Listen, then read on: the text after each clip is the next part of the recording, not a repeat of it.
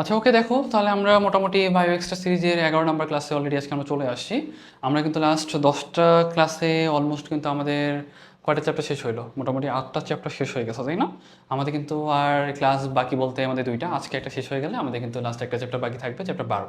And এই যে দেখো, আমাদের কিন্তু উদ্ভিদ প্রজনন যে চ্যাপ্টার, সেটা কিন্তু আমাদের জন্য বেশ ইম্পর্টেন্ট একটা চ্যাপ্টার, এবং খুব যে বেশি বড় বলবো তা না, বাট আমাদের এখান থেকে কিন্তু অনেকগুলো কোশ্চেন আসে। আমার যত মনে পড়ে, আমার 20-21 শুনে যে আমি এক্সাম যখন দেই, আমার কিন্তু এখান থেকে একটা কোশ্চেন আসছিল, সম্ভবত মনে হয় গুটি কলম বা সামথিং এরকম কিছু একটা নিয়ে। আমি কোশ্চেনটা অ্যান্সার করতে পারি নাই। অ্যাকচুয়ালি মনে হয় অ্যান্সারটা ছিল গোলাপ ফুল, আমি হয়তো অন্য কিছু একটা দাগায় এসেছিলাম। বুঝতে পারছো? সো এই চ্যাপ্টার থেকে কিন্তু বেশ ভালো কোশ্চেন হয়। চলো আমরা একটু পড়াশোনায় চলে যাই, তাহলে আমাদের জন্য একটু মনে রাখাটা ইজি হবে, বা তোমাদের জন্য গুছায় ওঠাটা একটু ইজি হবে। তাহলে দেখো, আমি যদি তোমাকে বলি যে উদ্ভিদের প্রজনন মানে হইলো, তোমাকে বুঝতে পারতে হবে যে উদ্ভিদের প্রজনন বলতে অ্যাকচুয়ালি মিন করতে চাচ্ছে তোমার প্ল্যান্ট রিপ্রোডাকশন। তাহলে একটা জিনিস একটু খেয়াল করো, প্ল্যান্ট রিপ্রোডাকশনের আন্ডারে তোমরা অ্যাকচুয়ালি এখন কী কী জানতে পারবা, বা আসলে কী কী এখানে আলোচনা করা হয়েছে। মিলি দেখবে এখানে তোমার মোস্ট ইম্পর্টেন্ট টপিকগুলোর মধ্যে পুং গ্যামিটোফাইট, স্ত্রী গ্যামিটোফাইট, এই রিলেটেড যে কথাবার্তাগুলো দেখলে সেগুলো কিন্তু তোমার জন্য মোস্ট ইম্পর্টেন্ট। তারপর দেখবা এই যে তোমার প্রজননতন্ত্র রিলেটেড, কীভাবে একটা পরাগায়ন হচ্ছে, পরাগরেণু থেকে কী কী তৈরি হচ্ছে, তারপর তোমার ডিম্বক থেকে কী তৈরি হচ্ছে, ডিম্বাণু থেকে কী তৈরি হচ্ছে, এই যে ব্যাপারগুলো যেগুলো থাকতেছে এগুলো কিন্তু আমাদের জন্য বেশি ইম্পর্টেন্ট।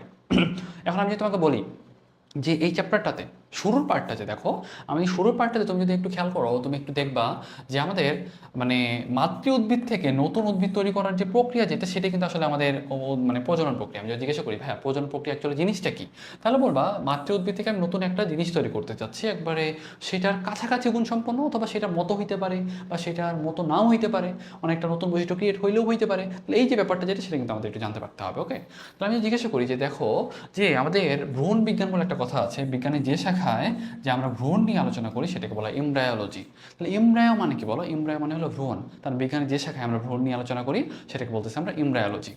এখন আমরা যদি একটু উপরের দিকে চলে যাই, খেয়াল করো যে আমাদের প্রজননের মধ্যে আমরা কিন্তু দুই ভাগে ভাগ করছি, একটা হলো আমাদের অযৌন জনন, আর একটা কিন্তু আমাদের যৌন জনন। যদি আমাদের অঙ্গজ জনন বলে একটা পার্ট আছে, সেটা কিন্তু আপাতত এখানে উল্লেখ করে নাই, তবে আমরা এটা পরে আরও ডিটেলস আলোচনা করবো। ওকে, এখন আমি তোমাকে একটা ব্যাপার বলি।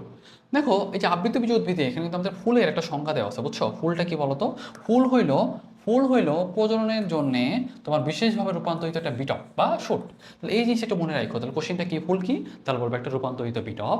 ফুলের কিন্তু অনেকগুলো পার্ট আছে, তোমার এর মধ্যে তোমার শুক্রাশয় থাকে, ডিম্বাশয় থাকে। অ্যাকচুয়ালি বলতে চাচ্ছি যে তোমার হলো ওই যে গর্ভপত্র, গর্ভাশয়, তারপর মানে গর্ভমুণ্ড, গর্ভদণ্ড, যে ব্যাপারগুলো, তারপর তোমার পরাগরেণুর যে তোমার অঙ্কুরোদ্গম হইলে কি হয়, এই ব্যাপারগুলো কিন্তু আমরা আরও ডিটেলসে আলোচনা করব। তবে আপাতত কিন্তু আমাদের জন্য খুব বেশি যে জানতে হচ্ছে ব্যাপারটা কিন্তু এরকম না। আমরা একটু সামনের দিকে যাই। দেখো, যে যৌন প্রজননের ক্ষেত্রে একটা জিনিস মনে রাখবা, মানে যৌন জনন আসলে ব্যাপারটা কি।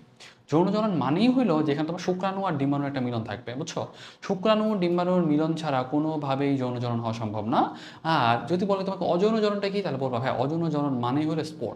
তো স্পোর ছাড়া যেমন তোমার হলো অযৌন জনন হয় না, সেমভাবে তো শুক্রাণু ডিম্বাণু ছাড়া কোনোভাবে যৌন জনন হওয়া সম্ভব না। তাহলে এই জিনিসটা তোমাদের খুব ভালোভাবে মনে রাখতে হবে। ওকে, তাহলে আমি যদি জিজ্ঞাসা করি যে ভাই এখানে ব্যাপারটা আসলে কি, এখানে ব্যাপারটা হইলো দেখো, আমি যদি বলি ভাই এখানে আমাদের গ্যামিট তৈরি করতে হবে বা শুক্রাণু ডিম্বাণু তৈরি করতে হবে, শুক্রাণুটা কোথায় তৈরি হবে এবং ডিম্বাণুটা কোথায় তৈরি হবে, এই জিনিসটা কিন্তু বোঝাটা আমাদের জন্য দরকার।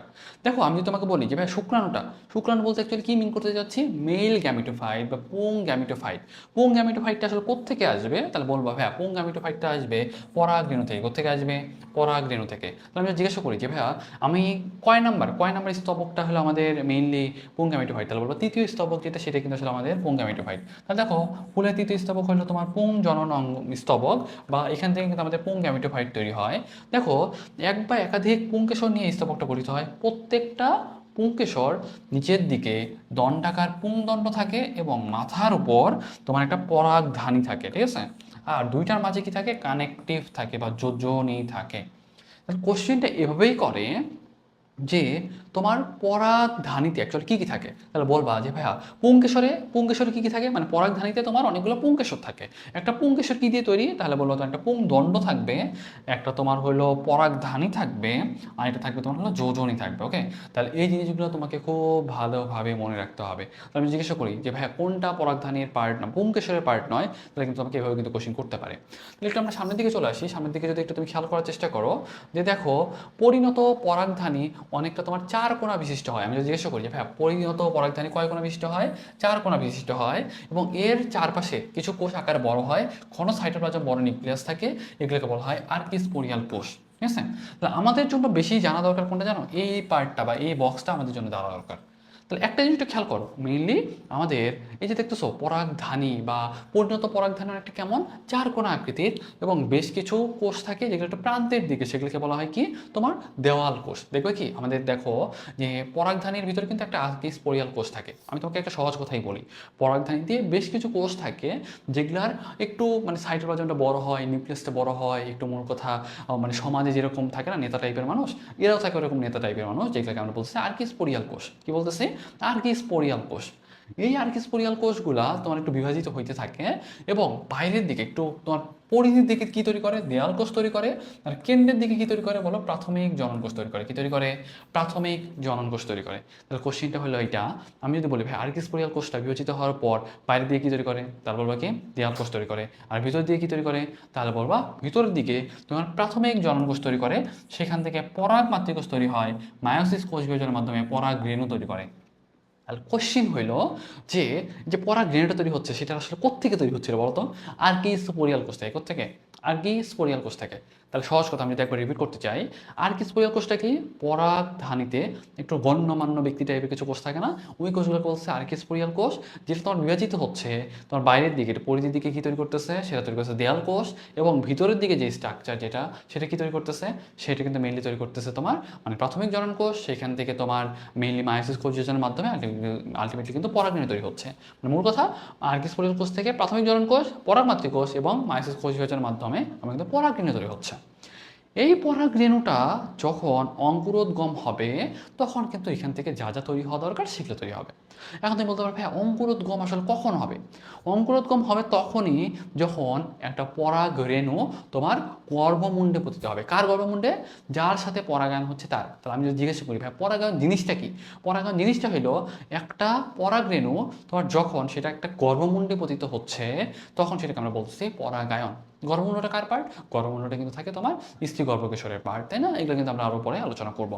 তো একটু দেখো আমি যেটা বলতেছিলাম যে আমাদের আমাদের কিন্তু বাইরের দিকে দেখো, আমি কিন্তু বলছিলাম পরিধির দিকে কি থাকে বলতো? দেয়াল কোষ থাকে এবং দেয়াল কোষের মধ্যে একটা পার্ট থাকে কি জানো? দেখো দেয়াল কোষের মধ্যে দেয়াল কোষ বলতে তো একটা প্রাচীরের মতো, তাই না? এই প্রাচীরের সবচেয়ে ভিতরের স্তরটাকে বলা হয় ট্যাপেটাম। এই ট্যাপেটামটাই বিগলিত হয়ে ট্যাপেটামটা বিগলিত হয়ে কি তৈরি করে বলো? পুষ্টি দেয়। কি দেয়? পুষ্টি দেয়। কাকে পুষ্টি দেয়? বলবো আর্কিস্পোরিয়াল কোষকে পুষ্টি দেয়। ঠিক আছে? এই জিনিসটা একটু মনে রাখতে হবে। ঠিক আছে? তাহলে এই জিনিসটা একটু খেয়াল রাখবা। এখন দেখো আমি যদি তোমাকে জিজ্ঞাসা করি যে ভাইয়া প্রাথমিক জনন কোষ পরাগ মাতৃকোষ হিসেবে কাজ করতে পারে অথবা বিভাজিত হয়ে অনেকগুলো পরাগ মাতৃকোষ পরিণত হতে পারে, তাহলে এই জিনিসটা একটু খেয়াল রাখবা। এখান থেকে আমাদের জন্য খুব একটা দরকার নাই। তাহলে দেখো এই পরাগ মাতৃকোষ যেটা সেটা কিন্তু মায়োসিস কোষ বিভাজনের মাধ্যমে আমাদের প্রতিটি ডিপ্লয়েড মাতৃকোষ থেকে আমাদের কিন্তু 4টা হ্যাপ্লয়েড পরাগরেণু সৃষ্টি হয়। পরাগরেণুগুলা বিভিন্ন টাইপের হইতে পারে, বিভিন্ন কালারের হইতে পারে, অনেক ব্যাপার স্যাপার বলছে, আপাতত আমাদের জন্য খুব একটা দরকার নাই। তবে যদি বলি ভাই এই পরাগরেণুগুলোকে পুষ্টি দেয় কে? তাহলে বলবা এই যে ট্যাপেটাম যেটা এটাই কিন্তু তোমার ওই পরাগরেণুগুলোর পুষ্টি সাধন করে। ওকে, এখন তুমি বলতে পারো ভাই এই পরাগরেণুটা কোথেকে তৈরি হয়েছে বলো তো? তাহলে এই পরাগরেণুগুলো কোথেকে তৈরি হয়েছে? ওই যে আর্কিস্পোরিয়াল কোষে যে বিভাজিত হচ্ছিল সেটা কিন্তু প্রান্তের দিকে গিয়ে কি তৈরি করছিল বলতো? দেয়াল কোষ তৈরি করছিল। এবং দেয়াল কোষের ভিতরের যে তোমার স্তর যেটা সেটাকে বলছিলাম ট্যাপেটাম। এই ট্যাপেটামগুলোই কিন্তু তোমার পরাগরেণুগুলোকে পুষ্টি দিচ্ছে। ওকে, তো জিনিসটা তোমাদের মনে রাখতে হবে। এখন দেখো 4টা পরাগরেণু যদি একসাথে হালকাভাবে লাগানো অবস্থায় থাকে তাকে বলা হয় পোলেন টেট্রাড। কি বলতেছে বলো? Pollen tetrad. তাহলে আমি জিজ্ঞাসা করি ভাই পোলেন টেট্রাড জিনিসটা কি? পোলেন টেট্রাড জিনিসটা হলো যদি 4টা পরাগরেণু যদি একসাথে থাকে সেটাকে বললাম আমরা পোলেন টেট্রাড। টেট্রাড মানে 4, টেট্রাড মানে কি 4টা, টেট্রাড মানে কি 4টা। তাহলে পোলেন মানে কি? পরাগরেণু। তো আমি জিজ্ঞাসা করি যে ভাই যদি 4টা দেখো মানে পোলেন মানে অনেকটা তোমার বলতে গেলে পরাগ, পোলেন মানেই হলো পরাগ। তাহলে 4টা পরাগরেণু একসাথে যে হালকাভাবে যুক্ত থাকে তাহলে আমরা কি বলছি? পোলেন টেট্রাড বলতেছি। টেট্রাড মানে কি 4টা। কয়টা থাকবে? 4টা থাকবে। কীভাবে থাকবে? একসাথে লাগানো অবস্থায় থাকবে, এটাকে আমরা বলছি পোলেন টেট্রাড। এখন তবে পরিণত অবস্থায় পরাগরেণুগুলো পরস্পর থেকে আলাদা হয়ে যায়। তবে এখান থেকে একটা জিনিস দেখো, অর্কিডাশিয়া এবং আসলেপেডিশিয়া, এখানে দেখো এই গোত্রের উদ্ভিদের পরাগরেণু পৃথক না হয়ে একসাথে লেগে থাকে, এদেরকে বলা হয় পোলিনিয়াম। তাহলে কোশ্চেনটা এভাবেই করে, পোলিনিয়ামের উদাহরণ বলো বা পোলিনিয়াম কোথায় পাওয়া যায় এভাবে কিন্তু কোশ্চেনটা রেডি করে। তাহলে কোশ্চেনটা তোমাকে মনে রাখতে হবে ভাইয়া পোলিনিয়াম কোথায় পাচ্ছি, পোলিনিয়াম পাচ্ছি মেইনলি তোমার অর্কিডেশিয়া আর আসক্লেপিয়াডেশিয়া। ওকে, তাহলে এই জিনিসটা মনে রাখবা, এখান থেকে আমাদের জন্য খুব একটা দরকার নাই। তোমার এই যে উচ্চারণগুলো যেগুলো সেগুলো মনে রাখা খুবই টাফ, কোনো দরকার নাই। জাস্ট মনে রাখো ASCLE কিছু একটা দিয়ে শুরু হয়েছিল আর অর্কিডেশিয়া এরকম কিছু একটা ছিল। তার মানে এই জায়গাগুলোতে আমরা কি দেখতে পাই, তাহলে বলবো আমরা পোলিনিয়াম দেখতে পাই। কি দেখতে পাই, পোলিনিয়াম দেখতে পাই। তাহলে জিনিসটা তোমাদের ভালোভাবে মনে রাখতে হবে। এখন দেখো আমরা একটু সামনের দিকে চলে আসি। পরাগরেণুর গঠন, পরাগরেণুগুলো সাধারণত গোলাকার, ডিম্বাকার অনেক টাইপের আকার আকৃতি হতে পারে। তোমার ব্যাস এগুলো সাধারণত আমাদের দরকার নাই। পরাগরেণুগুলো এক কোষী, এক নিউক্লিয়াস বিশিষ্ট এবং হ্যাপ্লয়েড। কেন বলো তো? কারণ মায়োসিস কোষের মাধ্যমে তৈরি হয়েছে। তাহলে দেখো আমরা শুক্রাণুর সাথে তুমি একটু চিন্তা করো, শুক্রাণুর ক্ষেত্রে ব্যাপারটা কেমন ছিল বলো তো? শুক্রাণু কিন্তু এক কোষে ছিল, শুক্রাণু এক কোষে ছিল এবং হ্যাপ্লয়েড ছিল। কেন? মায়োসিস কোষের মাধ্যমে তৈরি হয়েছে। যেহেতু মায়োসিস কোষের মাধ্যমে তৈরি হয়েছে তাহলে এটা কিন্তু হ্যাপ্লয়েড হবে। এবং এই যে তোমার এগুলো কিন্তু গ্যামিট, তার মানে এটা কিন্তু এক কোষী, বুঝতে পারছো? কিন্তু বহুকোষী হওয়ার সুযোগ নাই। তাহলে দেখো ওই কথাটাই বলছে, এটা কিন্তু হ্যাপ্লয়েড হবে। তাহলে কোশ্চেনটা করবে এভাবে, পরাগরেণুর ক্ষেত্রে কোনটি সঠিক নয়, পরাগরেণুর ক্ষেত্রে কোনটি সঠিক নয়, এভাবে কিন্তু কোশ্চেন করতে পারে। তারপর দেখো যে পরাগরেণু, প্রত্যেকটা পরাগরেণু কয়টা ত্বক থাকে বলো তো? দুইটা ত্বক থাকে। কয়টা ত্বক থাকে বলো? দুইটা ত্বক থাকে। বাইরের ত্বকটা যেটা দেখো, বাইরের ত্বকটা কিউটিনযুক্ত, পুরু ও শক্ত। এবং মানে যেটা বাইরের ত্বক, বাইরের ত্বকটা তোমার কি বলা হয়? বহিত্বক বা এক্সাইন বলা হয়। এবং এক্সাইনে কি থাকে? প্রধান উপাদান হিসেবে থাকে স্পোরোপোলেনিন, স্পোরোপোলেনিন। আর যদি বলি যে ভাইয়া ভিতরের ত্বকটা, ভিতরের ত্বকটাতে দেখবা ইনটাইন বলে। ভিতরের ত্বকটাকে কি বলে? ইনটাইন বলে। এবং এই ত্বকটা বেশ পাতলা হয় এবং সেলুলোজ নির্মিত হয়। এটাকে আমরা বলতেছি ইনটাইন। কি বলতেছি? ইনটাইন। এবং দেখবা কি তোমার এক্সাইনে বেশ কিছু ছিদ্র থাকে, যেগুলোকে আমরা কি বলতেছি বলতো? সেগুলোকে আমরা বলতেছি জনন ছিদ্র, রেণুরন্ধ্র বা জার্মপোর। তো আমি জিজ্ঞাসা করি ভাইয়া এক্সাইনে কি থাকে বলতো? এক্সাইনে আমাদের কিন্তু জনন ছিদ্র, রেণুরন্ধ্র বা জার্মপোর থাকে, যেটা দিয়ে পরবর্তীতে পরাগ রেণুটা যখন মানে বৃদ্ধিপ্রাপ্ত হয় তখন তো ওই যে পরাগ নালিকা যেটা সেটা কিন্তু এই দিক দিয়ে বের হয়ে আসে। তো আমি জিজ্ঞাসা করি ভাইয়া পরাগ নালিকাটা কোন দিক দিয়ে বের হয়ে আসে? তাহলে বলবা কিন্তু এই যে তোমার জার্মপোর যেটা সেটা দিয়ে বের হয়ে আসে। পরাগ নালিকাটা কার মানে কার বর্ধিত পার্ট বলতো? ওটা কিন্তু আসলে ইনটাইনটাই বর্ধিত হয়ে হয়ে তৈরি করতেছে, তাই না? এটা কিন্তু এক্সাইনের পার্ট না, এক্সাইনটা কিন্তু আসলে ছিদ্রটা তৈরি করছে। এক্সাইন কি? ছিদ্রটা, ছিদ্রটার নাম কি? জার্মপোর বা জনন রন্ধ্র বা তোমার জনন ছিদ্র বা রেণুরন্ধ্র। তাহলে এই জিনিসটা মনে রাখতে হবে। দেখো পরাগরেণুতে সাধারণত কয়টা জার্মপোর পাওয়া যায় বলতো? মোটামুটি 20টা পর্যন্ত জার্মপোর পাওয়া যেতে পারে। তবে পরাগরেণুর সাইটোপ্লাজম অনেক অনেক কথাবার্তা বলছে, অনেক ঘন থাকে, প্রথম পর্যায়ে নিউক্লিয়াসটা মাঝে থাকে, পরে একদিকে সরে আসে, এই রিলেটেড বেশ কিছু ব্যাপার স্যাপার বলছে, আমার জন্য খুব একটা ইম্পর্টেন্ট না। তাহলে পরাগায়ন ব্যাপারটা কি? পরাগায়ন ব্যাপারটা হইল যে তোমার এই যে পরাগরেণু যেটা, সেটা যখনই পরাগরেণুটা যখন গর্ভমুণ্ডে এসে পতিত হয় সেটাকে আমরা বলছি পরাগায়ন। তাহলে আমি তোমাদের একটা ব্যাপার একটু দেখাতে চাই। দেখো তুমি একটু পরের পেজে যদি চলে আসো, তুমি 2 থেকে 3টা পেজ যদি একটু সামনে চলে আসো, তাহলে তোমরা আরেকটা জিনিস দেখতে পারবা। দেখো এই যে এটা কিন্তু আমাদের ডিম্বক, হ্যাঁ, তুমি যে চিত্রটা পার করে গেলাম সেটা কিন্তু ডিম্বক। তোমরা এই জায়গাটা একটু খেয়াল করো, এই চিত্রটা একটু খেয়াল করো, সামনের দিকে চলে আসি আমরা। এই যে চিত্রটা একটু খেয়াল করো, দেখছো তুমি এই যে পার্টটা দেখতেছো না? এটা কিন্তু আসলে আমাদের পরাগরেণু, হ্যাঁ, পরাগরেণু যেটা তখন এই যে গর্ভমুণ্ডে পতিত হইলো সেটা কিন্তু আমাদের হলো পরাগায়ন। তাহলে এই যে উপরের পার্ট যেটা সেটা হলো আমাদের গর্ভমুণ্ড, এটা কি আমাদের গর্ভমুণ্ড। আর এই যে পার্ট যেটা সেটা দেখতেছো এটা আমাদের গর্ভদণ্ড। আর মনে করো সাপোজ এই যে ভিতরের পার্ট যেটা সেটা আমাদের অনেকগুলো ব্যাপার স্যাপার আছে, আমরা একটু পরে আলোচনা করতেছি। ওকে, তাহলে দেখো পরাগ রেণুটা যখন এখানে পড়লো সে কিন্তু আস্তে আস্তে আস্তে আস্তে কিন্তু তোমার অঙ্কুরোদ্গম হওয়া শুরু করলো বা বৃদ্ধি পাওয়া শুরু করলো। আস্তে আস্তে কিন্তু এই যে তোমার এখানে কিন্তু বেশ কিছু এনজাইম থাকতে, বুঝছো? সেলুলেস, পেকটিনেস, বেশ কিছু এনজাইম থাকে। সেই এনজাইমগুলো তোমার হেল্প করে ভেদ করে আগায় আস্তে আস্তে আস্তে আস্তে আস্তে আস্তে হেল্প করে। এবং সে কিন্তু একটা নালীপথ তৈরি করতেছে, সেটা নাম কি বলো? পরাগ নালিকা, তাই না? পরাগ নালিকা। এই পরাগ নালিকাটা কোথায় গিয়ে উন্মুক্ত হচ্ছে বলতো, বা কোথায় গিয়ে যুক্ত হচ্ছে? পরাগ নালিকা কিন্তু যে যুক্ত হচ্ছে এই যে তোমার ডিম্বকরন্ধ্র, এই ডিম্বকরন্ধ্রে গিয়ে যুক্ত হচ্ছে। এবং পরবর্তীতে এই ডিম্বকরন্ধ্রটা দিয়ে যে যুক্ত হইলো এখান থেকে কিন্তু পরবর্তীতে শুক্রাণুগুলো এসে এই যেখানে যেখানে মিলিত হওয়া দরকার সেখানে সেখানে মিলিত হবে। কোথায় কোথায় মিলিত হবে এটা আমরা আরেকটু পরে আলোচনা করব, যখন আমরা স্ত্রী গ্যামেটোফাইটটা আলোচনা করে ফেলবো। এখন দেখো এই যে তোমার পরাগ রেণু যেটা, হ্যাঁ, পরাগ রেণু যেটা প্রথমে না একটা নিউক্লিয়াস থাকে, কি থাকে? পরাগ রেণুর ভিতরে একটা নিউক্লিয়াস থাকে। সাপোজ মনে করো এটা তো পরাগ রেণু, হ্যাঁ, এটা একটা পরাগ রেণু, একটা নিউক্লিয়াস থাকে। এই নিউক্লিয়াসটা তোমার ভাগ হয়ে দুইটা নিউক্লিয়াস তৈরি করে। কয়টা নিউক্লিয়াস তৈরি করে? সাবধান করো, এটা তোমার দুইটা নিউক্লিয়াস তৈরি করে। কয়টা নিউক্লিয়াস তৈরি করলো? দুইটা নিউক্লিয়াস তৈরি করলো। এইটা হলো তোমার নালিকা নিউক্লিয়াস। এটা কি বলতো? এটা হলো তোমার নালিকা নিউক্লিয়াস, হ্যাঁ, এটা হলো তোমার নালিকা নিউক্লিয়াস, যেটা একটু বড় টাইপের হয়, ঠিক আছে? নালিকা নিউক্লিয়াস, নালিকা নিউক্লিয়াস।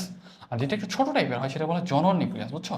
জনন নিউক্লিয়াস, জনন নিউক্লিয়াস। ওকে, তাহলে জিনিসটা মনে রাখতে হবে।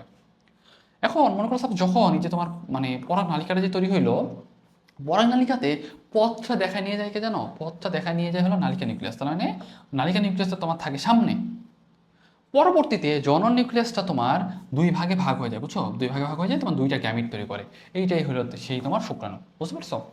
তাহলে এই যে ব্যাপারটা যে আলোচনা করলাম, এইটাই হলো তোমার মেইন পার্ট। এই পার্টটা কিন্তু আমরা ওই যে বইয়ের ওখানে পার্টে যেখানে পড়তেছিলাম ওই শুরুর জায়গা থেকে কিন্তু আমরা এখন আলোচনা করবো। তাহলে দেখো, এই যে তোমার নালিকা নিউক্লিয়াসে তোমাকে পথ দেখাতে নিয়ে যাচ্ছিল, এই যে এখানে আসলো, এখানে আসে কি হবে, এই জায়গাতে এসে নালিকা নিউক্লিয়াসটা নষ্ট হয়ে যাবে। নালিকা নিউক্লিয়াসটা নষ্ট হয়ে গেলে এখানে একটা মানে জায়গা তৈরি হবে বা একটা ছিদ্র তৈরি হবে। এই ছিদ্র তৈরি হয়ে একটা শুক্রাণু গিয়ে মিলিত হবে ডিম্বাণুর সাথে, আর একটা শুক্রাণু গিয়ে মিলিত হবে সেকেন্ডারি নিউক্লিয়াসের সাথে। তাহলে বলি যে ভাই আমার দুইটা শুক্রাণু, একটা গিয়ে মিলিত হচ্ছে কার সাথে, বলো ডিম্বাণুর সাথে, আরেকটা গিয়ে মিলিত হচ্ছে কার সাথে, বলো সেকেন্ডারি নিউক্লিয়াসের সাথে। তো কোনটা কার সাথে মিলিত হচ্ছে এটা কিন্তু আমাদের জন্য খুবই ইম্পর্টেন্ট, এবং এটার কনসিকুয়েন্সেসগুলো কিন্তু আমাদের জন্য বেশি ইম্পর্টেন্ট। ওকে, তাহলে এই জিনিসটা একটু তোমাদের খেয়াল রাখতে হবে। তাহলে এখান থেকে আমাদের আর কিছু আমাদের প্রয়োজন নাই, এই জিনিসটা একটু খেয়াল রাখো। আর আমরা একটু আবার আগের জায়গায় চলে যাই, আগের জায়গায় চলে গেলে আমরা একটু বুঝতে পারবো। আবার দেখো সামনের দিকে চলে আসো। তাহলে দেখো ওই কথাটাই আমরা কিন্তু আলোচনা করতেছিলাম। দেখো যে মেইনলি আমাদের কিন্তু পরাগরেণুটা হলো পুং গ্যামেটোফাইটের প্রথম কোষ, তাই না? পরাগরেণু হলো আমাদের পুং গ্যামেটোফাইটের প্রথম কোষ, এবং এটা কিন্তু প্রথমে বিভাজিত হয়ে দুটো অসম নিউক্লিয়াস তৈরি করছে, তাই না? দেখো তো দুটো, একটা অসম নিউক্লিয়াস তৈরি, একটা ছোট একটা বড়, এটাকে বলছে নালিকা নিউক্লিয়াস, এটা হলো তোমার জন নিউক্লিয়াস। তারপর এই যে তোমার যখন এটা পরাগায়ন হয়ে গেল, সে কিন্তু আস্তে আস্তে আস্তে কিন্তু এর মানে এটা বাড়াইতে শুরু করলো, তাই না? এটা কিন্তু আসলে বাড়াইতে শুরু করলো। এই শুরুর দিকে কি থাকবে বলতো, এটা তোমার থাকবে হলো তোমার মানে নালিকা নিউক্লিয়াস থাকবে, তাই না? শুরুর দিকে থাকবে নালিকা নিউক্লিয়াস, আর এটা তোমার জনন নিউক্লিয়াস। এটা কি বলো, জনন নিউক্লিয়াস। জনন নিউক্লিয়াসটা পরবর্তীতে আসলে তোমার সংখ্যা বাড়াবে, দেখো মানে তোমার দুইটা হয়ে গেল। এই যে তোমার হলো সেই পুংগ্যামিট বা শুক্রাণু, আর এটা কিন্তু পরবর্তীতে আস্তে আস্তে কিন্তু নষ্ট হয়ে যাবে। কোথায় গিয়ে নষ্ট হবে? ওই যে তোমার ডিম্বগ্রন্থের সামনে গিয়ে নষ্ট হয়ে যাবে, একটা ছিদ্রপথ তৈরি করবে। সেখান দিয়ে কিন্তু একটা শুক্রাণু গিয়ে মিলিত হবে ডিম্বাণুর সাথে, আর একটা শুক্রাণু গিয়ে মিলিত হবে কার সাথে, সেকেন্ডারি নিউক্লিয়াসের সাথে। তাহলে এই জিনিসটা একটু তোমাদের খেয়াল রাখতে হবে। এখন দেখো ওই কথাটাই বলছে যে প্রথমটা কি, বড়টা হলো তোমার নালিকা নিউক্লিয়াস, সেটা কিন্তু ছোটটা হলো তোমার জনন নিউক্লিয়াস। আর নালিকা নিউক্লিয়াসটা তোমার পরাগধানীর প্রাচীর ফেটে গেলে সাধারণত এই নিউক্লিয়াস অবস্থায় পরাগরেণু বের হয়ে আসে, পরাগায়ন হয়। তারপর পরাগরেণু পরবর্তী ধাপগুলো পরাগনালিকার মধ্যে ঘটে। তারপর পরাগনের কারণে কোনো তরল পদার্থ ছাড়াই নিষিক্তকরণ হয়। তারপর সেটা বৃদ্ধি পেয়ে ইনটাইনটা বৃদ্ধি পেতে থাকে এবং নালিকার আকারে বাড়তে থাকে। এই নালিকা বলা হয় পোলেন টিউব বা পরাগ নালিকা। পরাগ নালিকার ভিতরে পরাগ নালিকা নিউক্লিয়াসটা থাকে সামনে, এবং পরে থাকে জনন নিউক্লিয়াস। জনন নিউক্লিয়াস থেকে কিন্তু তোমার দুইটা শুক্রাণু তৈরি হচ্ছে। ওকে, তাহলে দেখো ওই যে আমি এতক্ষণ ধরে যে আলোচনা করলাম না, এই আলোচনাটা কিন্তু তোমার এখানে সুন্দর করে বলা আছে। তাহলে আমি যদি একটু বলি যে ভাই একটু সাম আপ করতে চাই, যে ভাই আমার পরাগায়ন হইলো, পরাগরেণুটা আমার বৃদ্ধিপ্রাপ্ত হইতে থাকবে, একটা নালীর মতো তৈরি করলো। এই নালিকাটাকে আমরা বলছি পরাগ নালিকা। কোথা থেকে বের হয় বলো, তোমার ইনটাইনটা বৃদ্ধিপ্রাপ্ত হয়ে তৈরি হয়। এবং কোথা থেকে বের হয়ে আসে, তাহলে বলবো তোমার জনন রন্ধ্র দিয়ে বের হয়ে আসে। কোথায় যায়, তাহলে একবারে গিয়ে আমার কোথায় মিলিত হচ্ছে, এটা গিয়ে মিলিত হচ্ছে কিন্তু আমাদের ডিম্বক রন্ধ্রে। এবং নালিকা নিউক্লিয়াসটা আমাদের পথ দেখা নিয়ে যাচ্ছে, পিছনে পিছনে থাকতেছে জনন নিউক্লিয়াস। জনন নিউক্লিয়াসটা কিন্তু পরবর্তীতে বিভাজিত হয়ে দুইটা তোমার শুক্রাণু তৈরি করতেছে। ওকে, তাহলে সেটা মনে রাখবা। তাহলে দেখো ওই কথাটাই বলছে যে পরাগ নিউক্লিয়াসটা তোমার যে নালিকা নিউক্লিয়াস, জনন নিউক্লিয়াস দুইটা পুংগ্যামিট তৈরি করলো, এটা একটু খেয়াল রাখতে হবে। তবে আমাদের জন্য বেশি ইম্পর্টেন্ট হলো এইটা। আমি জিজ্ঞাসা করি ভাই পুংগ্যামিটোফাইটের আন্ডারে কি কি আছে, দেখো তো। পুংগ্যামিটোফাইটের আন্ডারে আছে একটা পরাগরেণু, নালিকা নিউক্লিয়াস, জনন নিউক্লিয়াস, পরাগ নালিকা, পুংগ্যামিট। তার মানে সহজ কথা, এতক্ষণ পর্যন্ত যেই ব্যাপারগুলো আলোচনা করছে সেগুলো হলো পুংগ্যামিটের পার্ট। হ্যাঁ, পুংগ্যামিটোফাইটের পার্ট। তো কোশ্চেনটা এভাবে করবে, পুংগ্যামিটোফাইটের অন্তর্ভুক্ত কোনটি, বা পুংগ্যামিটোফাইটের অন্তর্ভুক্ত নয় কোনটি। ঠিক আছে, তো আই থিঙ্ক এটা তোমাদের অন্তত ক্লিয়ার করতে পারছি। এখন চলে আসো ডিম্বক। তাহলে দেখো ডিম্বক হইল ডিম্বাশয়ের অভ্যন্তরস্থ একটা অংশ, যা মাতৃজনন কোষ সৃষ্টি করে, নিষেকের পরে বীজে পরিণত হয়। তাহলে কোশ্চেনটা কি, নিষেকের পরে বীজে পরিণত হয় কোনটা, তাহলে বলো ডিম্বক। ডিম্বকটা তৈরি হয় কোথায় বলতো, গর্ভাশয়ের ভিতরে অমরা থেকে। গর্ভাশয়ের ভিতরে অমরা থেকে। আমি যদি বলি ভাই ডিম্বকটা কোথেকে তৈরি হচ্ছে, তাহলে বলি ভাই গর্ভাশয়ের ভিতরে অমরা থেকে ডিম্বকটা তৈরি হচ্ছে। এখানেও সেম তোমার বেশ কিছু ব্যাপার বলা আছে, যেটা আমরা একটু বোর্ড থেকে দেখার চেষ্টা করবো, তবে আমরা একটু বই থেকে আগে একটু দেখে নিই। হ্যাঁ, দেখো এখানে একটা কথা বলা আছে, দেখো ডিম্বকের টিস্যুকে আমরা দুইটা ভাগে ভাগ করতে পারি, একটা চারপাশে আবরণী টিস্যু, আর একটা তোমার মাঝের নিউসেলাস টিস্যু। কোনটা নিউসেলাস টিস্যু কোনটা কি, এটা আমরা একটু পরে দেখবো। হ্যাঁ, পরবর্তী পর্যায়ে বাইরের আবরণটির নিচে আরেকটা আবরণ তৈরি হয়, অনেক অনেক কথাবার্তা বলছে। বাইরের আবরণটাকে বলা হয় বহিতক, ভিতরটাকে বলা হয় অন্ততক। এগুলো আমাদের জন্য খুব একটা ইম্পর্টেন্ট না। তবে এই যে আমাদের ডিম্বকের যেটা একটা ছিদ্র থাকে, সেটাকে বলা হয় মাইক্রোপাইল। ডিম্বকের ছিদ্রটার নাম কি, বলা মাইক্রোপাইল। ডিম্বক রন্ধ্রের কাছাকাছি নিউসেলাস টিস্যুতে একটা কোষ আকারে বড় হয়। এইটা আস্তে আস্তে বড় হতে থাকে এবং সেটাকে বলা হয় প্রাইমারি আর্কিস্পোরিয়াল কোষ। ব্যাপারটা তোমাদের জন্য একটু কনফিউজিং, তাই না? একটু কনফিউজিং। আমি তোমাকে একটা ব্যাপার বলি, দেখো এইখানে তুমি যদি একটু খেয়াল করো, একটু খেয়াল করতেছো, এই যে এটা হলো তোমার নিউসেলাস টিস্যু। দেখো এই যে দেখছো, এটা হলো তোমার নিউসেলাস টিস্যু, বুঝছো? এটা নিউসেলাস টিস্যু। এই পার্টটা শুরুতে না, এই পার্টটা শুরুতে আগে একটা কোষই ছিল, বুঝছো? এটা পুরাটাই আগে একটাই ছিল, বুঝছো? এত কিছু ভিতরে ছিল না, এত কিছু ভিতরে ছিল না, এটা পরবর্তীতে তৈরি হয়েছে। এই যে পার্টটা যেটা দেখতেছো না, এই যে পার্টটা যেটা দেখতেছো, এই পার্টটা তৈরি হওয়া বা এই যে ভিতরে যে আমি যেটা মার্ক করলাম, এইটা তৈরি হওয়ার এটাকে বলতেছে তোমার স্ত্রী গ্যামেটোফাইট। এটা আমরা পরে একটু আলোচনা করবো আরও ডিটেলসে, আপাতত ঝামেলা যাওয়ার দরকার নেই। তুমি জাস্ট একটা জিনিস মনে রাখো, এই যে তুমি যে পুরো স্ট্রাকচারটা দেখতেছো, এটা কি? এটা ডিম্বক। এই ডিম্বকটা কার ভিতরে থাকে? এই ডিম্বকটা থাকে তোমার, মনে করো এই একটা স্ট্রাকচারের ভিতরে, যেটা হলো তোমার গর্ভাশয়। এটা কি? গর্ভাশয়। তাহলে আমি যে বাইরের দিকে আঁকলাম সেটা কি? সেটা হলো গর্ভাশয়। গর্ভাশয়ের ভিতরে কি থাকে? গর্ভাশয়ের ভিতরে তোমার ওই যে কিছু থাকে না, অমরা থাকে, বেশ কিছু কোষ, মানে যেগুলো থেকে তোমার মানে যেগুলোকে আমরা অমরা বলছি, যেগুলো থেকে তোমার অনেক কিছু তৈরি হইতে পারে বা একটু রিপ্রোডাক্টিভ ক্ষমতা সম্পন্ন, ওই অমরা থেকে কিন্তু এই যে ভিতরে স্ট্রাকচার যেটা সেটা তৈরি হয়েছে। বুঝতে পারছো? তাহলে সহজ কথা, তুমি একটু বইয়ের সাথে একটু আবার মিলাও, বইয়ের সাথে আবার একটু মিলাও, খেয়াল করো যে দেখো একবার ডিম্বক টিস্যু কিন্তু দুই ভাগে ভাগ করা যায়, চারপাশে আবরণী টিস্যু, তাই না? আমরা তার আগে আরেকটা জিনিস বলছিলাম যে আমাদের কিন্তু এখানে অমরা থাকে, তাই না? এই যে দেখো অমরা থাকে, আমাদের কিন্তু অমরা থাকে, অমরা থেকে কিন্তু আমাদের ডিম্বক তৈরি হয়। এবং ডিম্বকের দুইটা কিন্তু পার্ট বা দুইটা ভাগে ভাগ করা যায়। একটা কি? চারপাশে থাকে আবরণী টিস্যু, তাই না? চারপাশে কি থাকে? আবরণী টিস্যু। তাহলে দেখো তুমি একটু ডিম্বকের আবরণী টিস্যুটা একটু খেয়াল করো। ডিম্বকের এই যে দেখো, ডিম্বকের এইটা হলো আবরণী টিস্যু, দেখছো? ডিম্বকের এটা হলো আবরণী টিস্যু। ডিম্বকের এটা হলো আবরণী টিস্যু। আর ভিতরে ছিল কি? ভিতরে ছিল এই যে এটা হলো নিউসেলাস টিস্যু। এই নিউসেলাস টিস্যুর একটা কোষ আস্তে আস্তে বড় হইতে থাকে। ওই যে বলছিলাম না, পরাগরেণুর ক্ষেত্রেও কিন্তু ব্যাপারটা সেমই ছিল। পরাগরেণুতে ক্ষেত্রে কি ছিল? তোমার পরাগধানীর ভিতরে পরাগধানী ছিল যেটা, সেটার ভিতরে তোমার একটা কোষ আস্তে আস্তে বড় হচ্ছিল, মানে একটু জমিদার টাইপের কোষ, সেটাকে আমরা বলছিলাম আর্কিস্পোরিয়াল কোষ। ব্যাপারটা কিন্তু এখানেও সেম, যেখানে নিউসেলাস টিস্যু, ডিম্বকে যে নিউসেলাস টিস্যু, সেখানে একটা কোষ একটু আকারে বড় হইতে থাকে, সেটাকে আমরা কি বলতেছি বলতো? সেটাকে কিন্তু আমরা বলতেছি মেইনলি, দেখো, আর্কিস্পোরিয়াল কোষ। কার আর্কিস্পোরিয়াল কোষ? ডিম্বকের আর্কিস্পোরিয়াল কোষ। তার মানে এই ডিম্বকের আর্কিস্পোরিয়াল কোষটাই পরবর্তীতে কিন্তু ভিতরে আরো অনেক অনেক অনেক অনেক স্ট্রাকচার তৈরি করবে। হ্যাঁ, তবে শুরুতে কিন্তু এই যে ভিতরের এই যে পার্টটা যেটা, এটা কিন্তু ছিল না। হ্যাঁ, এই দেখো আমি তোমাকে এটা বলি, ভিতরে এই পার্টটা যেটা, এটা কিন্তু পরে তৈরি হয়েছে। হ্যাঁ, এটা কিন্তু স্ত্রী গ্যামেটোফাইট, এটা কিন্তু পরে তৈরি হয়েছে। শুরুতে কিন্তু এটা ছিল না। শুরুতে কি ছিল? শুরুতে কিন্তু নিউসেলাস ছিল। নিউসেলাসে একটা বড় কোষ যেটা, সেটাকে আমরা বলতেছিলাম তোমার মানে ডিম্বকের আর্কিস্পোরিয়াল কোষ, তাই না? ডিম্বকের আর্কিস্পোরিয়াল কোষ। সেমভাবে ডিম্বকের আর্কিস্পোরিয়াল কোষটা মানে দেয়াল কোষ তৈরি করবে, প্রাথমিক জনকোষ তৈরি করবে, স্ত্রী রেণুটা মানে স্ত্রী রেণু মাতৃকোষ যেটা, সেটা তৈরি করবে। তারপর সেটা মায়োসিস হয়ে তোমার 4টা স্ত্রী রেণু তৈরি করবে, যার মধ্যে 3টা নষ্ট হয়ে যাবে, একটা তৈরি হবে।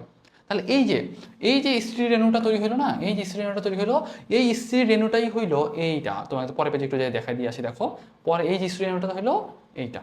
দেখো তো, এই যে স্ত্রী রেণুটা ছিল না, এইটাই কিন্তু তোমার এই যে স্ত্রী রেণু, বুঝছো? এই যে স্ত্রী রেণুটা কিন্তু সেটা।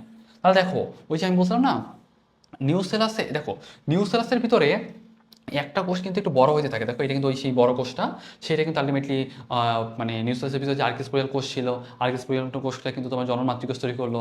সেখান থেকে কিন্তু মায়োসিস কোষের মাধ্যমে এই 4টা কিন্তু তৈরি করছিল। 4টার মধ্যে কিন্তু মাত্র একটা বেঁচে আছে।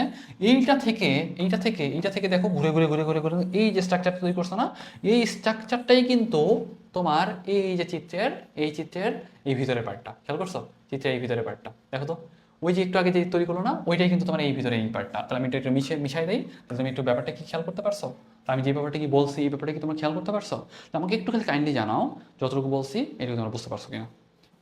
আই থিঙ্ক এটুকু তোমার অন্তত বোঝা উচিত, কারণ ব্যাপারটা হচ্ছে ওই যে আমি তোমার ভিতরে যে থলির মতো স্ট্রাকচারটা আঁকলাম না, এটা কিন্তু শুরুতে ছিল না, এটা কিন্তু পরবর্তীতে গিয়ে তৈরি হয়েছে, তাই না? তার মানে আমাদের কিন্তু নিউসেলাস কোষের ভিতরে একটা কোষ, একটু মাতবর টাইপের যে কোষটা যেটা, সেটা কিন্তু আমি বলছিলাম ডিম্বকের আর্কিস্পোরিয়াল কোষ।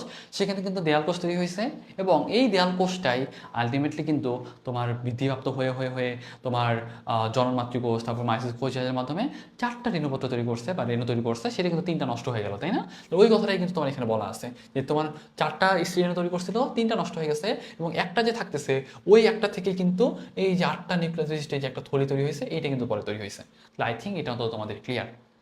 এখন দেখো, আমি যেটা বলছিলাম যে ভাই ডিম্বকের গঠনে চলে আসো, ডিম্বকের গঠনটা আমরা একটু দেখে নিই। হ্যাঁ, ডিম্বকের গঠনটা একটু দেখে নিই। তার মানে তোমরা কি চিত্রটা কি একটু বুঝতে পারছো? আমি একটু আরেকবার রিপিট করে দেখো। ডিম্বকের চিত্রটা তুমি একটু খেয়াল করো, এই যে ভিতরে কিন্তু এটা হলো তোমার ডিম্বক, আর এই ডিম্বকটা কিন্তু আসে অ্যাকচুয়ালি গর্ভাশয়ের ভিতরে। আর এই ডিম্বকটা আসলে কোত্থেকে তৈরি হয়েছে বলতো? একটা অমরা কোষ থেকে, তাই না? অমরা থেকে তৈরি হয়েছে। এবং ডিম্বকের ভিতরে কিন্তু নিউসেলাস কোষ ছিল। ওই নিউসেলাস কোষটা একটু একটা কোষ একটু বড় হয়েছিল, আর্কিস্পোরিয়াল কোষ তৈরি করছিল। আর্কিস্পোরিয়াল কোষটা দেয়াল কোষ তৈরি করছিল, আর একটা জননমাতৃকোষ তৈরি করছিল। সেখানে মাইসিস কোষের মাধ্যমে 4টা স্ত্রী তৈরি হয়েছিল, সেখান থেকে কিন্তু 3টা নষ্ট হয়ে গেছে, একটা বেঁচে ছিল। ওই একটা বেঁচে ছিল, ওইটাই কিন্তু পরবর্তীতে এই থলিটা তৈরি করছে। আই থিঙ্ক আমি কিন্তু বারবার রিপিট করতেছি, আই থিঙ্ক এটা তোমাদের অন্তত ক্লিয়ার করতে পারছি। তুমি একটু স্ট্রাকচারটা দেখো, যে আমাদের ডিম্বক নারীগুলো একটা কথা আছে। ডিম্বক নারীটা কি? এই যেটা দেখতেছো, এটা হলো তোমার ডিম্বক নারী। এটা কি? এটা হলো তোমার ডিম্বক নারী। আর ডিম্বক নাভি কোনটা? এই যে কানেক্টেড যেটা, এইটা হলো তোমার ডিম্বক নাভি। এটা কি? ডিম্বক নাভি। আর এই যে পার্টটা যেটা দেখতেছো সেটা কি বলতো? ডিম্বক মূল। এটা কি? ডিম্বক মূল। হ্যাঁ, তাহলে ওই কথা বলা আছে কোনটা ডিম্বক নাড়ি, কোনটা ডিম্বক নাভি, কোনটা নিউসেলাস টিস্যু। দেখো এই যেগুলো তোমার নিউসেলাস টিস্যু, এইগুলো নিউসেলাস টিস্যু। আর ডিম্বক ত্বকটা কি বলতো? ডিম্বক ত্বকটা হইলো অ্যাকচুয়ালি ডিম্বকের যে আবরণী যেটা, সেটা কিন্তু ডিম্বক ত্বক। তাহলে এই যে দেখতেছো না এই আবরণীটা যেটা, এই যে একটা তোমার দুইটা আবরণী আছে, একটা বাইরের দিকে থাকে যেটাকে বলছে আমরা মানে সাধারণত একটা বহিত্বক, একটা হলো অন্তত্বক, একটা বহিত্বক আর একটা অন্তত্বক। তাহলে দেখো আমি যদি জিজ্ঞাসা করি যে ভাইয়া ডিম্বক ত্বক কয় টাইপের? ডিম্বক ত্বক কয় স্তরে বিশিষ্ট? বলো 2 স্তরে বিশিষ্ট। একটা বাইরের দিকে থাকবে বহিত্বক, ভিতরের দিকে যেটা থাকবে সেটাকে বলবো অন্তত্বক। আর ডিম্বক রন্ধ্রটা কি দেখো তো? এই যে পার্টটা যেটা দেখতেছো না, এই যেটা তোমার ডিম্বক রন্ধ্র। এটা কি? ডিম্বক রন্ধ্র। ডিম্বক রন্ধ্রের দিকে যেটা থাকে, ডিম্বক রন্ধ্রের দিকে সাধারণত থাকে তোমার ডিম্বাণু। ডিম্বক রন্ধ্রের দিকে থাকে কি? ডিম্বাণু। তাহলে দেখো ডিম্বকের অগ্রপাকে অগ্রপ্রান্তে ত্বকের ছিদ্র অংশ হলো ডিম্বক রন্ধ্র বা মাইক্রোপাইল। আর ডিম্বক মূলটা কি? ডিম্বক মূলটা তো ওই যে একবার উপরের দিকে যেটা থাকে সেটা হলো ডিম্বক মানে মূল, তাই না? এই যে এই পার্টটা যেটা দেখাইলাম এটা কিন্তু আমাদের ডিম্বক মূল। এটা কি? ডিম্বক মূল। তাহলে এই জিনিসটা তোমাদের একটা আইডিয়া রাখতে হবে। তারপর দেখো আমি যেটা বলছিলাম যে ভ্রূণথলি। ভ্রূণথলিটা অ্যাকচুয়ালি কি? তা আমি তোমাদের একটা ব্যাপার বলি। আচ্ছা এক মিনিট, জাস্ট মিনিট। আচ্ছা, তাহলে দেখো ভ্রূণথলির ব্যাপারটা একটু তোমাদের বলি। এই যে তুমি একটু খেয়াল করবা, এই যে পার্ট যেটা, এই যে পার্ট যেটা, এইটা কিন্তু আসলে ভ্রূণথলি, বুঝছো? এটা কি বলতো? এইটাই হলো ভ্রূণথলি। তাহলে ভ্রূণথলির ভিতরে অ্যাকচুয়ালি কি আছে বলতো? ভ্রূণথলিটা আসলে কোত্থেকে তৈরি হয়েছে মনে আছে তোমাদের? একটু আগে আলোচনা করতেছিলাম না, ওই যে 4টার মধ্যে 3টা নষ্ট হয়ে গেল, একটা থাকলো, একটা স্ত্রীয়নপত্র থাকলো, না একটা স্ত্রীয়ন থাকলো, সেইটা পরবর্তীতে যে বৃদ্ধি পেয়ে পেয়ে যে স্ট্রাকচারে তৈরি করছে ওইটাই কিন্তু সেইটা। দেখো এখানে প্রতিবাদ কোষ থাকবে, সেকেন্ডারি নিউক্লিয়াস থাকবে, আর এখানে তোমার হলো প্রথমটা এটা হলো ডিম্বাণু, আর এটা তোমার সহকারী কোষ। এটা ডিটেলসে আমরা আরেকটু পরে আলোচনা করবো। তার আগে আমি আপাতত এটা জানতে চাই যে এই যে থলি যেটা দেখতেছো মানে নিউক্লিয়াস টিস্যু যে ঘিরে রাখছে থলিটাকে, এইটাই কিন্তু আসলে তোমার ভ্রূণথলি। ঠিক আছে? তো এই জিনিসটা তোমাদের মনে রাখতে হবে। এখন এটা আমরা সামনের দিকে চলে আসি। দেখো ভ্রূণথলির ব্যাপারটা তাহলে বললাম, ভ্রূণথলি কয়টা পার্ট নিয়ে গঠিত? 3টা পার্ট নিয়ে গঠিত। একটা তোমার গর্ভযন্ত্র মানে ইক অ্যাপারেটাস। গর্ভযন্ত্রটা কি? যেটা ডিম্বক রন্ধ্রের সন্নিকটে 3টা কোষ দিয়ে গঠিত। কি কি থাকবে? তাহলে বলবো তোমার সবচেয়ে বড়টা হলো তোমার ডিম্বাণু, আর বাইরের দিক 2টা সাইডে থাকবে সেটাকে আমরা বলছি কি? সহকারী কোষ বা সিনার্জিড। তার মানে এই যে নিচের এই 3টা একসাথে, যেটা এই যে নিচের এই 3টা যে একসাথে, এটাকে আমরা বলছি গর্ভযন্ত্র। এই 3টা একসাথে কি বলতেছি? গর্ভযন্ত্র বলতেছি। এই 3টা একসাথে কি? গর্ভযন্ত্র। তাহলে এটা লিখে নাও তোমরা, হ্যাঁ? গর্ভযন্ত্র, গর্ভযন্ত্র। তাহলে জিনিসটা একটু তোমাদের মনে রাখতে হবে। তাহলে আমি যদি বলি ভাই প্রতিবাদ কোষ কোনটা? প্রতিবাদ কোষ তো জানোই, একবার উপরের দিকে যেটা, এটা হলো তোমার প্রতিবাদ কোষ। আর সেকেন্ডারি নিউক্লিয়াস কি বলতো? সেকেন্ডারি নিউক্লিয়াস হলো মাঝে থাকে, তাই না? দুই দুই মেরু থেকে আগত ভ্রূণথলির কেন্দ্রস্থলে 2টি নিউক্লিয়াসের মেরু নিউক্লিয়াস বলে। আলটিমেটলি নিউক্লিয়াস দুটো মিলিত হয়ে আলটিমেটলি একটা ডিপ্লয়েড অবস্থা তৈরি করছে, সেটাকে বলা হয় সেকেন্ডারি নিউক্লিয়াস। সেকেন্ডারি নিউক্লিয়াস কোনটা? এই যে দেখতেছো এটা তোমার সেকেন্ডারি নিউক্লিয়াস। ওকে। আর যেটা ডিম্বক রন্ধ্রের দিকে যেটা থাকবে এটা কিন্তু আসলে তোমার গর্ভযন্ত্র, আর এটা তাহলে প্রতিবাদ কোষ। সেমভাবে এটা হলো তোমার গর্ভযন্ত্র, এটা প্রতিবাদ কোষ, এটা সেকেন্ডারি নিউক্লিয়াস। আর সবগুলোকে একসাথে মিলে কি? ভ্রূণথলি। আই থিঙ্ক এটা তো তোমাদের ক্লিয়ার করতে পারছি। ওকে, তাহলে এখন একটু সামনের দিকে চলে আসো। আমরা যদি একটু সামনের দিকে যাই, বিভিন্ন প্রকার ডিম্বক। ডিম্বকগুলো কিন্তু অনেকগুলো টাইপের হতে পারে। একটু ঊর্ধ্বমুখী, তারপর দেখো নিম্নমুখী, পার্শ্বমুখী, বক্রমুখী। আমি এটা একটা না ছন্দ দিয়ে মনে রাখতাম, ছন্দটা একটু তোমাদের একটু দেখাই, তাহলে আমি নোট একটা অন করে নিই। হ্যাঁ, আচ্ছা ওকে, দেখো আমি এটা একটা ছন্দ দিয়ে মনে রাখতাম। ছন্দটা কি জানো? লেখো আমার সাথে একটু লেখো। নিম্নমুখী, হ্যাঁ নিম্নমুখী, শির ছোঁয়া, শির ছোঁয়া, ঊর্ধ্বমুখী, ঊর্ধ্বমুখী, পাবি গোলা। পাবি গোলা। ক্ষুদ্র পাপি, বকিস না। বকিস না। তাহলে আমি এটা তোমাদের একটু মানে ভেঙে বলি। সাপোজ মনে করো নিম্নমুখী শির ছোঁয়া, নিম্নমুখী শির ছোঁয়া দিয়ে অ্যাকচুয়ালি বলতে চাচ্ছে যে তুমি তোমার শিক্ষক বা শিক্ষাগুরু যাকে, তাকে তুমি সম্মান করো। সম্মান করলে কি হবে? তুমি মানে গায়েবীভাবে বা তুমি বলতে গেলে সৃষ্টিকর্তার রহমতে তুমি দেখবে যে তোমার গোলা ভরা ধান পাবা। আর যদি তুমি হলো যদি এসব না মানো, সাপোজ মনে করে একজন এরকম মানতে চাচ্ছে না, তাকে চুপ করে দেওয়া হয়েছে, বলছে যে তুই একটা ক্ষুদ্র পাপী, তুই আর বেশি বক বক করিস না বা কথা বলিস না। ঠিক আছে? আমি একবার রিপিট করি, দেখো মূল কথা, তুমি তোমার যে গুরু বা তোমার যে শিক্ষক, ওনাকে তুমি সম্মান করতেছো কীভাবে? শির ছোঁয়ায়ে বা মাথা নিচু করে তুমি সম্মান করতেছো। এবং এরকম সম্মান জানাইলে তাহলে তুমি কী পাবা? তুমি সৃষ্টিকর্তা তোমাকে সাফল্য দান করবে বা গোলা ভর্তি ধান দিবে, মানে পাবি গোলা। আর মনে যে মানতে চাচ্ছে না তাকে তুমি বলছো তুই একটা ক্ষুদ্র পাবি, তুই বক বক করিস না বা কথা বলিস না। তাহলে আমরা একটু মিলাই পড়ি। দেখো মিলাই পড়লে একটু তুমি দেখতে পারবা। দেখো নিম্নমুখী শির ছোঁয়া, নিম্নমুখী নিম্নমুখী। তাহলে দেখো একটা জিনিস খেয়াল করো, আমি যদি বলি যে ভাই নিম্নমুখীর ব্যাপারটা হইলো, তাহলে নিম্নমুখীর উদাহরণ কি? শিম, রেড়ি, ছোলা। শিম, রেড়ি আর ছোলা। আর যদি বলি যে ভাইয়া যে ঊর্ধ্বমুখী, ঊর্ধ্বমুখী উদাহরণ কি বলো? পান, বিষকাটালি, গোলমরিচ। পান, বিষকাটালি, গোলমরিচ। আর ক্ষুদ্র পাপি, ক্ষুদ্র পাপির উদাহরণ কি? দেখো ক্ষুদ্র পাপি মানে পাপিতে হইলো পার্শ্বমুখী, তাহলে তোমার ক্ষতিপানা আর পপি, পপি বা আফিম। ক্ষতিপানা আর পপি বা আফিম। আর বকিস না, বক্রমুখীর উদাহরণ কি বলো? বক্রমুখীর উদাহরণ হলো কালকাসুন্দা। কালকাসুন্দা, কালকাসুন্দা। ওকে, তাহলে এই যেটা মনে রাখো। আমি যদি বলি ভাইয়া নিম্নমুখী শির ছোঁয়া, উদাহরণের সাথে এটা মিলাই নাও। নিম্নমুখীর উদাহরণ কি? শিম, রেড়ি, ছোলা। শিম, রেড়ি, ছোলা। আর যদি বলি ভাইয়া ঊর্ধ্বমুখীর উদাহরণ কি বলো? পান, বিষকাটালি, গোলমরিচ। পান, বিষকাটালি আর গোলমরিচ। আর যদি বলি ভাইয়া ক্ষুদ্র পাপি, ক্ষুদ্র পাপি কি? পার্শ্বমুখীর উদাহরণ কি? ক্ষতিপানা আর পপি। আর যদি বলি ভাইয়া বকিস না মানে বক্রমুখীর উদাহরণ কি বলো? কালকাসুন্দা। তো আমরা একটু মিলাই দেখি, তাহলে তোমার একটু খেয়াল করো। এখান থেকে ওই উদাহরণগুলো বলা আছে যে তোমার ডিম্বক রন্ধ্র থাকবে শীর্ষে এবং ডিম্বক মূলটা থাকবে গোড়ায়। তার মানে কি ডিম্বক রন্ধ্র শীর্ষে, তার মানে শীর্ষমুখী। উদাহরণ কি? পান, পান, বিষকাটালি, গোলমরিচ। আর অধমুখী বা নিম্নমুখীর উদাহরণ কি বলতো? নিম্নমুখীর উদাহরণ হচ্ছে তোমার শিম, রেড়ি, ছোলা। আর তো বলি ভাইয়া পার্শ্বমুখী, পার্শ্বমুখীর উদাহরণ কি? পার্শ্বমুখীর উদাহরণ হইলো মেইনলি তোমার ক্ষতিপানা আর পপি বা আফিম। ক্ষতিপানা, পপি বা আফিম। বক্রমুখীর উদাহরণ কি বলো? সরিষা আর কালকাসুন্দা। ওকে, তাহলে এটা কষ্ট করে মিলিয়ে পড়বা এবং প্রত্যেকটা ইংলিশ টার্মগুলো অবশ্যই পড়বা। ক্যাম্পাইলোট্রপাস, অ্যাম্ফিট্রপাস, তারপরে তোমার অ্যানাট্রোপাস, আর এটা কি বলতো? অ্যাট্রোপাস বা অর্থোট্রপাস। তাহলে ইংলিশ টার্মগুলো অবশ্যই পড়বা, কারণ এখান থেকে কিন্তু কোশ্চিন আসতে পারে যে কোনটা অর্থোট্রপাসের উদাহরণ, কোনটা অ্যানাট্রোপাসের উদাহরণ, কোনটা কিসের উদাহরণ। তাহলে আই থিঙ্ক এটা অন্তত তোমাদের ক্লিয়ার হয়েছে, তাই না? তাহলে দেখো আমি যে জিনিসটা বলতেছিলাম যে দেখো আমাদের স্ত্রী গ্যামেটোফাইটের বিকাশ। স্ত্রী গ্যামেটোফাইট বলতে অ্যাকচুয়ালি কি? স্ত্রী গ্যামেটোফাইট বলতে অ্যাকচুয়ালি বলতে তুমি বুঝতে পারবা যে দেখো যে তোমার যে থলিটা তৈরি হয়েছিল না, মূল কথা যে তোমার স্ত্রী রেণু মাতৃকোষ থেকে তোমার চারটা যে মানে মাইসিস কোষের মাধ্যমে চারটা স্ত্রী রেণু তৈরি হলো, তিনটা নষ্ট হয়ে গেল, একটা থেকেই যে আবার পরবর্তীতে 8 নিউক্লিয়াস বিশিষ্ট একটা স্ট্রাকচার তৈরি হলো। এটাই আসলে মূল কথা তোমার স্ত্রী রেণুপত্র। ওকে, তো আমাদের এইটার আগে আরও বেশ কিছু জানার দরকার, যেটা একটু খেয়াল করবা যে স্ত্রী গ্যামেটোফাইট আসলে প্রথম কোষটা কি স্ত্রী গ্যামেটোফাইটের? বলবা স্ত্রী রেণু যেটা সেটাই কিন্তু আমাদের স্ত্রী গ্যামেটোফাইটের প্রথম কোষ। আমি জিজ্ঞাসা করি যে ভাইয়া স্ত্রী রেণু যেটা সেটা কি হ্যাপ্লয়েড না রিপ্লয়েড? তাহলে বলবো হ্যাপ্লয়েড। কীভাবে তৈরি হয়েছিল? তাহলে বলবা তোমার স্ত্রী জনন কোষ যেটা সেখান থেকে মায়োসিস কোষ বিভাজনের মাধ্যমে কিন্তু তৈরি হয়েছিল। তাহলে এই জিনিসটা তোমাকে খুব ভালোভাবে মনে রাখতে হবে। এবং দেখো আমি স্ত্রী গ্যামেটোফাইটকে আমরা কিন্তু এমব্রায়ো স্যাক বা ভ্রূণথলিও বলতে পারি, তাই না? তাহলে ওই যে বলছিলাম যে এই যে তোমার 8টা কোষ বিশিষ্ট ডিম্বাণু ছিল, মানে গর্ভযন্ত্র ছিল, তারপর উপরের দিকে তোমার সহায়কারী কোষ ছিল, ভিতরে তোমার সেকেন্ডারি নিউক্লিয়াস ছিল, সবগুলোকে একত্রে করে একটা থলি মতো ছিল, ওইটা কিন্তু ভ্রূণথলি। ঠিক আছে? তাহলে এখন দেখো আমি তোকে একটা ব্যাপার বলি যে আমাদের ভ্রূণথলির গঠন সাধারণত 3 প্রকার হইতে পারে। একটা মনস্পরিক, মনস্পরিক মানে কি? একটা স্ত্রীরেণু ভ্রূণথলির গঠনে অংশগ্রহণ করবে, এটা মনস্পরিক। বাইস্পরিকটা কি? সেটা হলো তোমার 2টা স্ত্রীরেণু ভ্রূণথলির গঠনে অংশ নিবে, সেটা বাইস্পরিক। এবং এটা কিন্তু আরেকটা নাম দিচ্ছে অ্যালিয়াম টাইপ। ঠিক আছে, এটা হলো অ্যালিয়াম টাইপ। এবং যদি তোমার 4টা একসাথে গ্রহণ করে তাহলে কী হবে? অংশ নিলে সেটা বলবো টেট্রাস্পোরিক। তাহলে আমি যদি বলি ভাই ট্রাইস্পোরিক কি পাবো? ট্রাইস্পোরিক কি পাবো? ট্রাইস্পোরিক কখনো পাবো না, ট্রাইস্পোরিক কখনো পাবো না, টেট্রাস্পোরিক পাবো। টেট্রাস্পোরিক কয় টাইপের হইতে পারে? তাহলে বলবো টেট্রাস্পোরিক 7 টাইপের হইতে পারে। এবং এর মধ্যে প্রধান হলো পেপেরোমিয়া টাইপ। তো আমি জিজ্ঞাসা করি ভাইয়া সাধারণত টেট্রাস্পোরাস যেটা মানে টেট্রাস্পোরিক যেটা সেটা কয় নিউক্লিয়াস মানে সেটা সাধারণত কয়টা টাইপ হতে পারে? 7টা টাইপ হতে পারে। প্রধান কোনটা? বলো পেপেরোমিয়া টাইপ। পেপেরোমিয়া টাইপের নিউক্লিয়াস কয়টা? তাহলে বলো তোমার 16 নিউক্লিয়াস বিশিষ্ট। কত নিউক্লিয়াস? 16 নিউক্লিয়াস। যদি বলি ভাইয়া যে ফিটেলারিয়া টাইপ যেটা সেটা কয় নিউক্লিয়াস? বলো 8 নিউক্লিয়াস। কয় নিউক্লিয়াস? 8 নিউক্লিয়াস। তাহলে এই যে এতক্ষণ যেগুলো আলোচনা করলাম আমরা তাহলে কয়টা জিনিস পেলাম খেয়াল করো তো।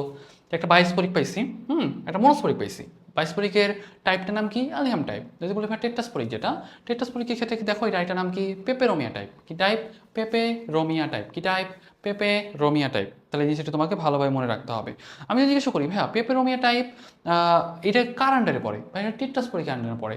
যদি বলি যে ভাইয়া 16 নিউক্লিয়াস বিশিষ্ট যেটা 16 নিউক্লিয়াস বিশিষ্ট যেটা সেটা কি?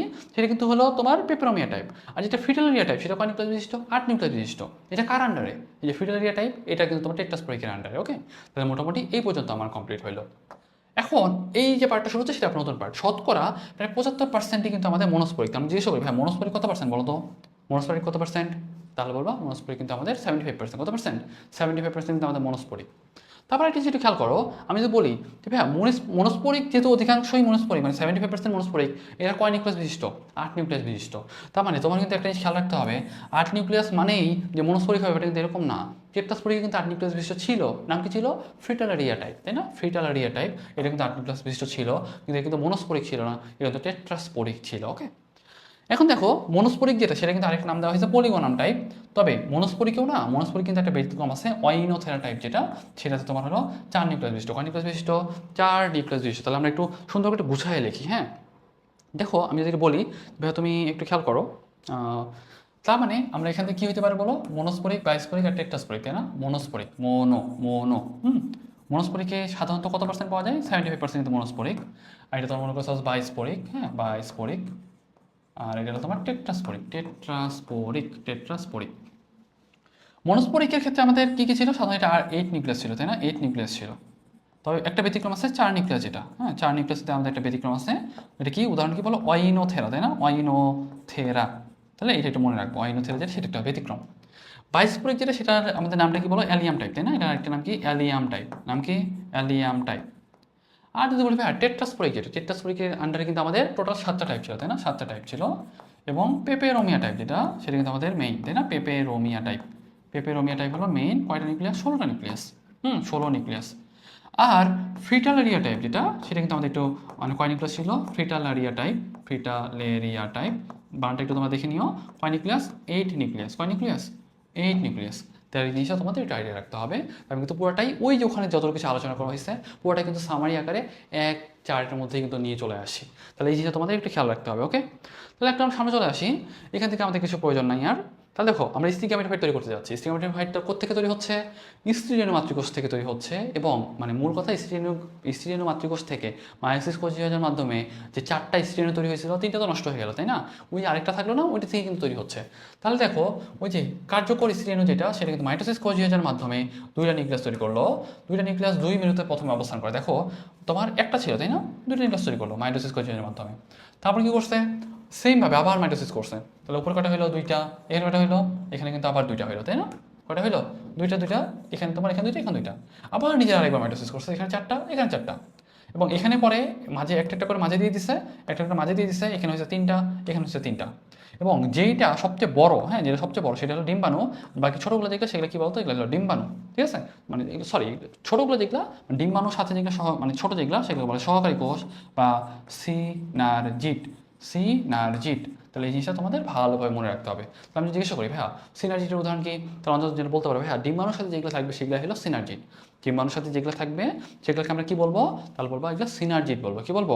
সিনারজিট বলবো। তাহলে জিনিসটা তোমাকে ভালোভাবে আইডিয়া রাখতে হবে। ওকে, এখান থেকে আমাদের আর কিছু প্রয়োজন নাই, সামনে চলে আসো। তাহলে আমি যদি বলি যে ভাই আমার কিন্তু মোটামুটি আমাদের ডিম্বাণু, তারপর প্রতিপাদ কোষ এগুলো কিন্তু তৈরি করে ফেলতে পারছি, তাই না? তাহলে আমি যদি বলি ভাই স্ত্রী গ্যামেটোফাইটের আন্ডার কী কী আছে, তো তুমি দেখো ডিম্বাণু পাচ্ছ, উপচিত্র দেখলে কিন্তু বুঝতে পারবা। ডিম্বাণু পাচ্ছ, সাহায্যকারী নিউক্লিয়াস পাচ্ছ, প্রতিপাদ নিউক্লিয়াস পাচ্ছ, সেকেন্ডারি নিউক্লিয়াস, এবং যে পুরাটাকে সবগুলোকে একসাথে আমরা স্ত্রী গ্যামেটোফাইট বলতেছি। তাহলে কোশ্চিনটা করে স্ত্রী গ্যামেটোফাইটের আন্ডারে নাই কোনটা, এও কিন্তু কোশ্চিন করতে পারে। পুংগ্যামেটোফাইটের অন্তর্ভুক্ত নয় কোনটা, এও কিন্তু কোশ্চিন করতে পারে। তাহলে দেখো ডিম্বকের মধ্যে স্ত্রী গ্যামেটোফাইট উৎপত্তি ঘটে এবং স্ত্রী গ্যামেটোফাইট স্পোরোফাইটের উপর নির্ভরশীল। কেন বলতো? কারণ এটা তো গ্যামেটোফাইট, তাই না? এটা তো হ্যাপ্লয়েড, হ্যাঁ। আর এটা কিন্তু স্পোরোফাইট, এটা কিন্তু ডিপ্লয়েড। আমরা জানি উন্নত যেগুলো সেগুলো কিন্তু বেশিরভাগই তোমার ডিপ্লন্টিক জনুক্রম পাওয়া যায়, তাই না? ডিপ্লন্টিক জনুক্রম মানে কি? যে বহুকোষী স্বতন্ত্র উদ্ভিদ যেটা, সেটা কিন্তু তোমার ডিপ্লয়েড হয়, মানে স্পোরোফাইটটা স্বতন্ত্র হয়, গ্যামেটোফাইটটা এটা। আমরা মনে হয় এই পর্যন্ত শেষ করতে পারছিলাম, যে লাস্ট পর্যন্ত স্ত্রী গ্যামেটোফাইটের আন্ডারে। এখন আমরা নিষেক্রিয়া পার্টটাতে চলে যাই। ওকে, এখন দেখো নিষেক্রিয়া মানে কি? নিষেক্রিয়া মানে তোমরা তো আই থিঙ্ক জানো যে শুক্রাণু আর ডিম্বাণু মিলিত হবে, এটাকে আমরা নিষেক্রিয়া বলতেছি, তাই না? তাহলে আমাদের এখান থেকে অ্যাকচুয়ালি কী দরকার সেটা আমাদের একটু জানা দরকার। দেখো মেইনলি নিষেকাশক কেমনে হচ্ছে, এখানে কিন্তু আমাদের 4টা স্টেপে ভাগ করা আছে। তুমি একটু খেয়াল করো, গর্ভমুণ্ডে পরাগরেণু অঙ্কুরোদ্গম হচ্ছে, তারপর পরাগনালিকা গর্ভাশয়মুখী যাত্রা হচ্ছে, পরাগনালিকার ভ্রূণথলিতে প্রবেশ করতেছে, শুক্রাণু নিক্ষিপ্ত হচ্ছে, তারপর ডিম্বাণুটা মিলিত হচ্ছে। তো অনেক কিন্তু ব্যাপার স্যাপার, তাই না? আমি তোমাদের একটা ব্যাপারটা একটু খেয়াল করাই। দেখো গর্ভমুণ্ডে পরাগরেণুটা অঙ্কুরোদ্গম হচ্ছে, গর্ভমুণ্ডে পরাগরেণুটা অঙ্কুরোদ্গম হচ্ছে। কেমন অঙ্কুরোদ্গম হচ্ছে? দেখো মূল কথা এখানে কিন্তু স্বপ্রজাতি হইতে হবে, স্বপ্রজাতি ছাড়া কোনোভাবে কিন্তু অঙ্কুরোদ্গম হবে না। এইটা হলো আমাদের গর্ভমুণ্ড, তাই না? এটা কিন্তু আমাদের গর্ভমুণ্ড, এটা কিন্তু আমাদের গর্ভমুণ্ড। এই যে পরাগরেণুটা যেখানে পড়লো, তাই না? এখানে যে আমাদের পরাগরেণুটা পড়লো, তারপর কিন্তু এই যে এটা কিন্তু আমাদের এটা কিন্তু গর্ভদণ্ড, আর এটা কিন্তু আমাদের গর্ভমুণ্ড। এটা কিন্তু আস্তে আস্তে আস্তে কিন্তু বৃদ্ধি পাইতে থাকবে, এবং দেখবা এখানে কিন্তু আমাদের সেলোলেজ, পেকটিনেজ, বেশ কিছু এনজাইম আছে। এই এনজাইমগুলোর সহায়তা সে কিন্তু সামনের দিকে আস্তে আস্তে আস্তে কিন্তু বড় হইতে থাকবে, এবং সে কিন্তু তোমার ডিম্বক রন্ধ্র এর দিকে বা তোমার ডিম্বকের দিকে কিন্তু যাত্রা করতে থাকবে, তাই না? তাহলে এই কথাটা কিন্তু এখানে বলা আছে, মেইনলি স্বপ্রজাতি ছাড়া কোনোভাবে কিন্তু পরাগরেণুটা অঙ্কুরোদ্গম হয় না। এবং এখানে আরও বেশ কিছু ব্যাপার বলা আছে, দেখো পরাগনালিকার গর্ভাশয়মুখী যাত্রা কেমনে যাচ্ছে। মেইনলি মানে তোমার যে গর্ভদণ্ড যেটা ছিল সেটাকে তোমার সেলুলোজ, পেকটিনেজ এনজাইম দিয়ে সে কিন্তু আস্তে আস্তে আস্তে কিন্তু একটা রাস্তা তৈরি করে করে করে আগায় নিয়ে যাচ্ছে। এবং দেখো আমি কিন্তু অলরেডি এখানে কিন্তু বলছিলাম যে আমাদের কিন্তু এখানে কয়েকটা ব্যাপার আছে। কয়েকটা ব্যাপার কি, আমাদের এই যে পরাগনালীটা তৈরি হলো, এই পরাগনালীটা কিন্তু আমাদের এই ছিদ্র দিয়ে প্রবেশ করতে পারে, মানে ডিম্বক রন্ধ্র যেটা সেটা দিয়ে প্রবেশ করতে পারে, অথবা চাইলে কিন্তু এই যে তোমার এই মাঝামাঝি দিয়ে প্রবেশ করতে পারে ডিম্বক ত্বক দিয়ে, অথবা কিন্তু কেলাজা যেটা ডিম্বক মানে মূল যেটা সেটা দিয়ে কিন্তু প্রবেশ করতে পারে, তাই না? তো এই তিনটা জিনিস তোমাকে একটু খেয়াল রাখতে হবে কোনটা দিয়ে প্রবেশ করতেছে। যদি তোমার ছিদ্র দিয়ে প্রবেশ করে তাহলে বলবো তোমার পোরোগ্যামি। কি? পোরোগ্যামি। আর যদি আমার মনে করো কেলাজা বা ডিম্বক যে মূল যেটা সেটা দিয়ে প্রবেশ করে তাহলে কি বলবা? তাহলে বলবো তোমার হলো ক্যালাজোগ্যামি। আর যদি মাঝামাঝি দিয়ে প্রবেশ করে মানে ডিম্বক ত্বক দিয়ে প্রবেশ করে তাহলে কি বলবা? মেসোগ্যামি। উদাহরণগুলা তোমাকে মনে রাখতে হবে। দেখো পোরোগ্যামির উদাহরণ কি? আমজাম বেশিরভাগ কিন্তু তোমার কিন্তু পোরোগ্যামির উদাহরণ, কিন্তু কাউসেরিনা এটা কিন্তু আসলে তোমার ক্যালাজোগ্যামির উদাহরণ। কিসের উদাহরণ? ক্যালাজোগ্যামির উদাহরণ। আর বাকিগুলো যেটা দেখো মেসোগ্যামি, লাউ, কুমড়া, এগুলো কিন্তু আমাদের মেসোগ্যামির উদাহরণ। তার মানে এই জিনিসটা আমাদের খুব ভালোভাবে মনে রাখতে হবে। হ্যাঁ, মনে করো সাপোজ এই যে আমার পরাগনালিকা যেটা সেটা তৈরি হইলো, সামনের দিকে চলে আসলো, তোমার এই যে তোমার শুক্রাণুগুলো তৈরি হয়েছিল সেগুলো তোমার ভিতর দিয়ে দিল। এখন কি হবে? আমার কিন্তু মিলন হবে, তাই না? তার মানে এই যে আমাদের ডিম্বাণুর সাথে আমাদের কিন্তু দুইটা শুক্রাণু তৈরি হয়েছে। একটা শুক্রাণু কিন্তু তোমার মেইন ডিম্বাণুটার সাথে মিলিত হবে, আরেকটার সাথে মিলিত হবে সেকেন্ডারি নিউক্লিয়াসের সাথে মিলিত হবে। তো সেকেন্ডারি নিউক্লিয়াস কোনটা? এই যে মাঝে কিন্তু তোমার যে দুই নিউক্লিয়াস বিশিষ্ট যেটা ছিল এটা কিন্তু সেকেন্ডারি নিউক্লিয়াস।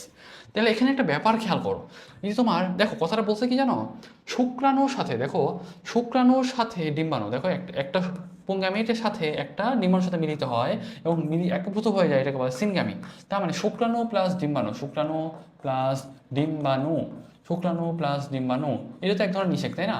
প্রথম ধরনের নিষেক, এটাকে আমরা বলতেছি সিনগ্যামি। কি বলতেছি? Syngamy, syngamy. আবার মনে করো সাপোজ আরেকটা শুক্রাণু কার সাথে গিয়ে মিলিত হচ্ছে, সে কিন্তু সেকেন্ডারি নিউক্লিয়াসের সাথে মিলিত হচ্ছে, তাই না? সেকেন্ডারি নিউক্লিয়াসের সাথে মিলিত হচ্ছে, সেটাকে আমরা কি বলতেছি জানো? ত্রিমিলন। ত্রিমিলন, হ্যাঁ, ত্রিমিলন। তাহলে এটা মনে রাখো, এটা কি? ত্রিমিলন। এই দুটাকে একসাথে আমরা বলতেছি দ্বিনিষেক, এটাকে আমরা একসাথে কি বলতেছি? দ্বিনিষেক। আমি যেটা বলতেছি তাহলে এটা তোমাকে একটু খুব ভালোভাবে মনে রাখতে হবে। তাহলে আমি জিজ্ঞাসা করি ভাইয়া, শুক্রাণু আর ডিম্বাণু মিলিত হলো, মানে এটা তো একটা নিষেক। আবার এই যে তোমার শুক্রাণুর সাথে সেকেন্ডারি নিউক্লিয়াস মিলিত হলো, এটা কিন্তু একটা নিষেক। দুইটাকে এই যে তোমার শুক্রাণুর সাথে ডিম্বাণু মিলিত হলে এটাকে আমরা বলতেছি সিনগামি, আর শুক্রাণুর সাথে তোমার সেকেন্ডারি নিউক্লিয়াস মিলিত হলে এটাকে আমরা কি বলতেছি? এটা বলতেছি ত্রিমিলন। দুইটাকে সিনগামি আর ত্রিমিলন এই দুইটাকে একসাথে আমরা বলতেছি হলো তোমার দ্বিনিষেক। এই ব্যাপারটা ক্লিয়ার হয়েছে? আই থিঙ্ক এই ব্যাপারটা অন্তত তোমাদের ক্লিয়ার।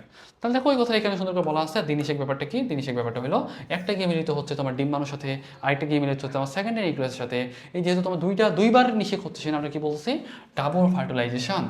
সাধারণত দ্বিনিষেকটা আবৃত বীজ উদ্ভিদের বৈশিষ্ট্য, সেটা কোথায় নগ্ন বীজ উদ্ভিদেও তবে দেখা যায়, এফেন্ট্রা যেটা সেটা কিন্তু আমাদের ব্যতিক্রম, যেখানে কিন্তু আমাদের দ্বিনিষেক দেখা যায়। ওকে, তাহলে আমাদের এখান থেকে একটা জিনিস জানা দরকার, দ্বিনিষেক আর মানে নিষেকের পার্থক্য যেটা সেটা দরকার। দেখো এটা কিন্তু অধিকাংশ উদ্ভিদে ঘটে, এটা কিন্তু আবৃত বীজ উদ্ভিদে ঘটে। এখানে কিন্তু একটা পুংগামিট, এখানে দুইটা পুংগামিট, এখানে শুধুমাত্র ভ্রূণ, এখানে ভ্রূণের সাথে কিন্তু শস্যও তৈরি হয়। তাহলে এই ব্যাপারটা আই থিঙ্ক তোমরা অন্তত মনে রাখতে পারবা। এখন আসো নিষেকের পরিণতির ব্যাপারটা কি? দেখো তোমার শুক্রাণু আর ডিম্বাণু মিলিতে হয়ে কী করবে বলতো? তোমার কী করবে? জাইগোট তৈরি করবে, তাই না? জাইগোট তৈরি করলো। এই জাইগোট থেকে কিন্তু আলটিমেটলি এই জাইগোটই কিন্তু তোমার স্পোরোফাইটের প্রথম কোষ। আমি বলছিলাম শৈবাল ছত্রাক ব্রায়োফাইটা টেরিডোফাইটের ক্লাসে, তোমার স্পোরোফাইট যেটা সেটা কিন্তু ডিপ্লয়েড। তার মানে ডিপ্লয়েড জিনিসটা তো ডিপ্লয়েড কিছু থেকেই তৈরি হবে, তাই না? ডিপ্লয়েড কিছু থেকেই তো তৈরি হবে। ডিপ্লয়েড জিনিসগুলো কি আছে? প্রথম ডিপ্লয়েড জিনিস কি আছে? জাইগোট। শুক্রাণু ডিম্বাণু থেকে মিলিত হয়ে যে জাইগোটটা তৈরি হলো সেটি কিন্তু আমাদের স্পোরোফাইটের প্রথম কোষ। ওই কথাটা এখানে বলা হচ্ছে। তারপর দেখো আস্তে আস্তে তোমার বিভাজিত হতে থাকলো, আমার এখান থেকে কিন্তু ভ্রূণ তৈরি হবে। ভ্রূণের সাথে অনেক ব্যাপার স্যাপার আছে, আমরা একটু পরে আলোচনা করতেছি। শস্যতে চলে আসো। এই যে সেকেন্ডারি নিউক্লিয়াস, যেটা সেকেন্ডারি নিউক্লিয়াসটা একটা শুক্রাণুর সাথে মিলিত হইলো, সে কিন্তু আমাদের একটা ট্রিপ্লয়েড একটা স্ট্রাকচার তৈরি করবে, এবং সেটাই কিন্তু পরবর্তীতে শস্য বা এন্ডোস্পার্ম তৈরি করবে। কি তৈরি করবে? শস্য বা এন্ডোস্পার্ম তৈরি করবে। তো কোশ্চেনটা করবে এভাবে যে শস্য বা এন্ডোস্পার্ম তৈরি হয় কোথায় বা কীভাবে? বলবো দ্বিনিষেকের মাধ্যমে। এটা কেমন? তারপর তোমার ট্রিপ্লয়েড, কেমন ট্রিপ্লয়েড, হ্যাপ্লয়েডও না ডিপ্লয়েডও না, ট্রিপ্লয়েড। এবং শস্যকোষগুলো প্রচুর স্টার্চ লিপিড প্রোটিন জমা করে রাখে। ওকে, এখন দেখো এই যে তোমার নিষেক হইলো, তাই না, যে পরাগায়ন হইলো, নিষেক হইলো, এই যে একটা উদ্দীপনা তৈরি হইলো, এই উদ্দীপনার ফলে গর্ভাশয়টা ফলে পরিণত হয়, কিসে পরিণত হয়, এই গর্ভাশয়টা ফলে পরিণত হয়। সেটা তুমি এটা খেয়াল করো। তোমরা যে আম খাও না, আম খাও, তুমি যে আমটা খাচ্ছ, ওই যে তুমি স্লাইস করে করে যে খাচ্ছ, এটা কী খাচ্ছ বলতো, তুমি কিন্তু গর্ভাশয়টা খাচ্ছ। আর ওই যে তুমি বীজ, যে ডিম্বক যেটা না, ডিম্বক যেটা, ডিম্বকটা কিন্তু ওই যে তোমার হলো আমের বিচি যেটা, সেটা মানে আমের আটিটা, ওই আমের আটির ভিতরে কিন্তু তোমার থাকে হলো ভ্রূণ, মানে মূল কথা ওখানে আরও বেশ কিছু অনেক ব্যাপার স্যাপার থাকে, ওখানে পরে পরে ওখান থেকে গিয়ে ভ্রূণ তৈরি হয় বা আনুষঙ্গিক অনেক ব্যাপার স্যাপার আছে, এগুলো আমরা আলোচনা করবো না আপাতত। তাহলে একটু সামনে চলে আসো। মানে ফল সৃষ্টির প্রধান উদ্দেশ্য কি, বীজের বিস্তার ঘটানো। ফল তৈরির প্রধান উদ্দেশ্য কি বলতো, বীজের বিস্তার ঘটানো। আর ফল কিন্তু বীজকে পুষ্টি দান করে, তাই না, ওই কথাটাই বলা হয়েছে এখানে। এখান থেকে বীজ তৈরি হবে, তাই না, বীজ তৈরি হবে কেমনে, ওই ডিম্বকটা কিন্তু পরবর্তীতে বীজে পরিণত হয়, তাই না, ডিম্বকটাই কিন্তু বীজে পরিণত হয়। ডিম্বকের ইংলিশ নামটা কি, অভিউল, অভাম না, অভিউল, অভাম না কিন্তু, হ্যাঁ। আর অভাম যেটা সেটা কিন্তু ডিম্বাণু, ডিম্বাণুটা কিন্তু ভ্রূণে পরিণত হয়। ডিম্বাণুটা কিসে পরিণত হয়, বললো ভ্রূণে পরিণত হয়। এখন দেখো যে আমাদের এই যে ভ্রূণ, যেটা ভ্রূণটা কিন্তু কয়টা পার্ট বলতো, বীজপত্র থাকে, তারপর ভ্রূণ কাণ্ড থাকে, আর কি থাকে বলো, ভ্রূণ মূল থাকে। তাহলে এই জিনিসটা একটু মনে রাখতে হবে। আর একটা জিনিস দেখো, কোনো কোনো ক্ষেত্রে মাঝে মধ্যে না, এই যে আমাদের অ্যান্ডোস্পার্মটা কিন্তু শেষ হয়ে যেতে পারে, বুঝছো, অ্যান্ডোস্পার্ম যদি শেষ হয়ে যায় সেই ক্ষেত্রে আমরা কি বলি জানো, অসস্যল বীজ। মূল কথা, যেই বীজের ক্ষেত্রে কোনো এন্ডোস্পার্ম থাকে না, বা এন্ডোস্পার্মটা শেষ হয়ে যায় বা ইউজড হয়ে যায়, সেটাকে আমরা কি বলতেছি বলতো, অসস্যল বীজ বলতেছি। আর যাদের ক্ষেত্রে থাকে তাদের সস্যল বীজ। তবে এখানে না তোমার কিছু কিছু ক্ষেত্রে কোনো কোনো বীজের ক্ষেত্রে একটা তৃতীয় স্তর তৈরি হয়, এটাকে আমরা বলি অ্যারিল। এটা কি বলি, অ্যারিল। লিচু, কাঠলিচু, যাই ফলে সাধারণত অ্যারিল দেখা যায়। কি দেখা যায়, অ্যারিল দেখা যায়। শাপলা বীজেও অ্যারিল দেখা যায়। লিচু, কাঠলিচুর অ্যারিল হলো ভোজ্য অংশ, মানে এটা খাওয়া যায়, বুঝছো। তা আমরা যে লিচু খাচ্ছি, এটা কি খাচ্ছি বলতো, এটা মেনলি কিন্তু আমরা অ্যারিল পার্টটা খাচ্ছি, কি পাচ্ছি, এটা কিন্তু আমরা মেনলি অ্যারিল পার্টটাকে খেয়ে ফেলতেছি। এখন দেখো প্রজননের সফলতা কিসের উপর নির্ভর করে, অনেক কথাবার্তা বলছি, এটা আমাদের জন্য ইম্পর্টেন্ট না, আমাদের জন্য দরকার হলো ইম্পর্টেন্ট এইটা। তো এই বক্সটাকে তোমরা কষ্ট করে হলেও পড়বা। গর্ভাশয়টা ফলে পরিণত হবে। গর্ভাশয়ের প্রাচীর, গর্ভাশয় যদি ফল হয় তো গর্ভাশয়ের প্রাচীর তো ফল ত্বক হবে, এটা বোঝাই যাচ্ছে, তাই না, তো ফল ত্বকে পরিণত হবে। ডিম্বকটা হিসেবে পরিণত হবে, বীজে পরিণত হবে। এক্সাইন, যেটা এক্সাইন মানে ডিম্বকের বহিত্বক, সেটা কিন্তু বীজের বহিত্বক হয়ে যাবে। ইনটাইনটা টেগমেন্ট মানে বীজের অন্তঃত্বকে পরিণত হবে। নিউক্লিয়াস সেটা নষ্ট, মানে এটা বেশি ক্ষেত্রে নষ্ট হয়ে যায়। ডিম্বাণু যেটা, সেটা ভ্রূণে পরিণত হয়, এটা আমাদের জন্য বেশি ইম্পর্টেন্ট। সেকেন্ডারি নিউক্লিয়াসটা শস্যে পরিণত হয়, এটা ইম্পর্টেন্ট। আর এই যে দেখো নষ্ট হয়ে যাচ্ছে কোনটা কোনটা, সিনার্জিট, তারপর এন্টিপোটাল কোষিকা নষ্ট হয়ে যাচ্ছে। মাইক্রোবাইল বা ডিম্বক গ্রন্থ যেটা, সেটা কিন্তু বীজের মাইক্রোবাইলে পরিণত হচ্ছে। হাইলাম যেটা, হাইলামটা কিন্তু তোমার মানে ডিম্বক নাভি যেটা, সেটা কিন্তু বীজ নাভি হয়ে যাচ্ছে। ফিউনিকুলাস, এটা কিন্তু বেশ অনেকবার কোশ্চিন, মানে পরীক্ষা আসা কোশ্চিন, ওকে, এটা মনে রাখো, ওকে। আর বা এগুলো আমাদের জন্য খুব একটা ইম্পর্টেন্ট না। আর নিষেক্রিয়ার গুরুত্ব যেটা, সেটা আমাদের জন্য বেশি ইম্পর্টেন্ট, কোশ্চিনে করতে পারে নিষেক্রিয়ার গুরুত্ব নয় কোনটি। আগের যে বক্স যেটা, সেটা কিন্তু প্রতিবারই ঘুরে ফিরে কিন্তু একটা একটা করে কোশ্চিন আসে। কোশ্চিন এবার করতেই পারে যে কোনটা কোনটা নষ্ট হয়ে যায়, কোনটা কোনটা নষ্ট হয় না, বা কোনটা নষ্ট হয় না। মূল কথা, তিনটা দিলেও নষ্ট হয়ে যায় আর একটা দিলে নষ্ট হয় না, এরকম টাইপের এভাবে কিন্তু কোশ্চিন করতে পারে, ওকে। তাহলে সেটা খেয়াল রাখতে হবে। তারপর দেখো ফল, বীজ, নতুন বৈশিষ্ট্য, বিবর্তন, এগুলোতে আমাদের অনেক ব্যাপার স্যাপার আছে, এগুলো একটু তোমরা রিডিং দিবা, এখানে আমাদের জন্য বেশি ইম্পর্টেন্ট না। যৌন প্রজননের সুফল, এটা একটু পড়বা। অযৌনজননে চলে আসো। অযৌনজনটা হয় কি দিয়ে, বলবে স্পোর দিয়ে। তাহলে দেখো অযৌনজনের স্পোর হচ্ছে, আমাদের কিন্তু এখানে কয়েকটা কথা বলা আছে। পেনিসিলিয়াম, পেনিসিলিয়াম আমাদের কি হয়, কনিডিওস্পোর। মিউকরের ক্ষেত্রে আমরা পাই স্পোরাঞ্জিওস্পোর বা গনিডিয়া। আর অ্যাগারিকাসের ক্ষেত্রে আমরা পাই হলো ব্যাসিডিওস্পোর। মনে রাখবো কেমনে, মনে রাখতাম হলো পিসি দিয়ে, পিসি। পেনিসিলিয়াম হলো কনিডিওস্পোর, হ্যাঁ, পিসি। পেনিসিলিয়াম হলো কনিডিওস্পোর। আর আরেকটা দেখো, এম এস ধোনির নাম শুনছো না, এম এস ধোনি, তোমরা তো এম এস ধোনির নাম শুনছো, এম এস ধোনি। তাহলে দেখো আমি তোমাকে একটা জিনিস বলি, একটা পেজ নিয়ে নিই, সরি, আচ্ছা ওকে। দেখো আমি কখনো বললাম পিসি, তাহলে কি পেনিসিলিয়াম যেটা, পেনিসিলিয়াম যেটা, সেটা হলো কনিডিওস্পোর, তাই না, পেনিসিলিয়াম। পেনিসিলিয়াম হলো কনিডিওস্পোর, কনিডিওস্পোর, কনিডিওস্পোর। আর যদি বলি ভাইয়া, আরেকটা যেটা পরেরটা যেটা, সেটা কি এমএসজি দিয়ে মনে রাখতাম, এমএসজি, হ্যাঁ। এমটা কি মিউকর, মিউকর, পরটা কি স্পোরাঞ্জিয়াম, স্পোরাঞ্জিওস্পোর, স্পোরাঞ্জিওস্পোর, স্পোরাঞ্জিওস্পোর। পরটা কি গনিডিওস্পোর, গনিডিওস্পোর, গনিডিওস্পোর, গনিডিওস্পোর, ওকে।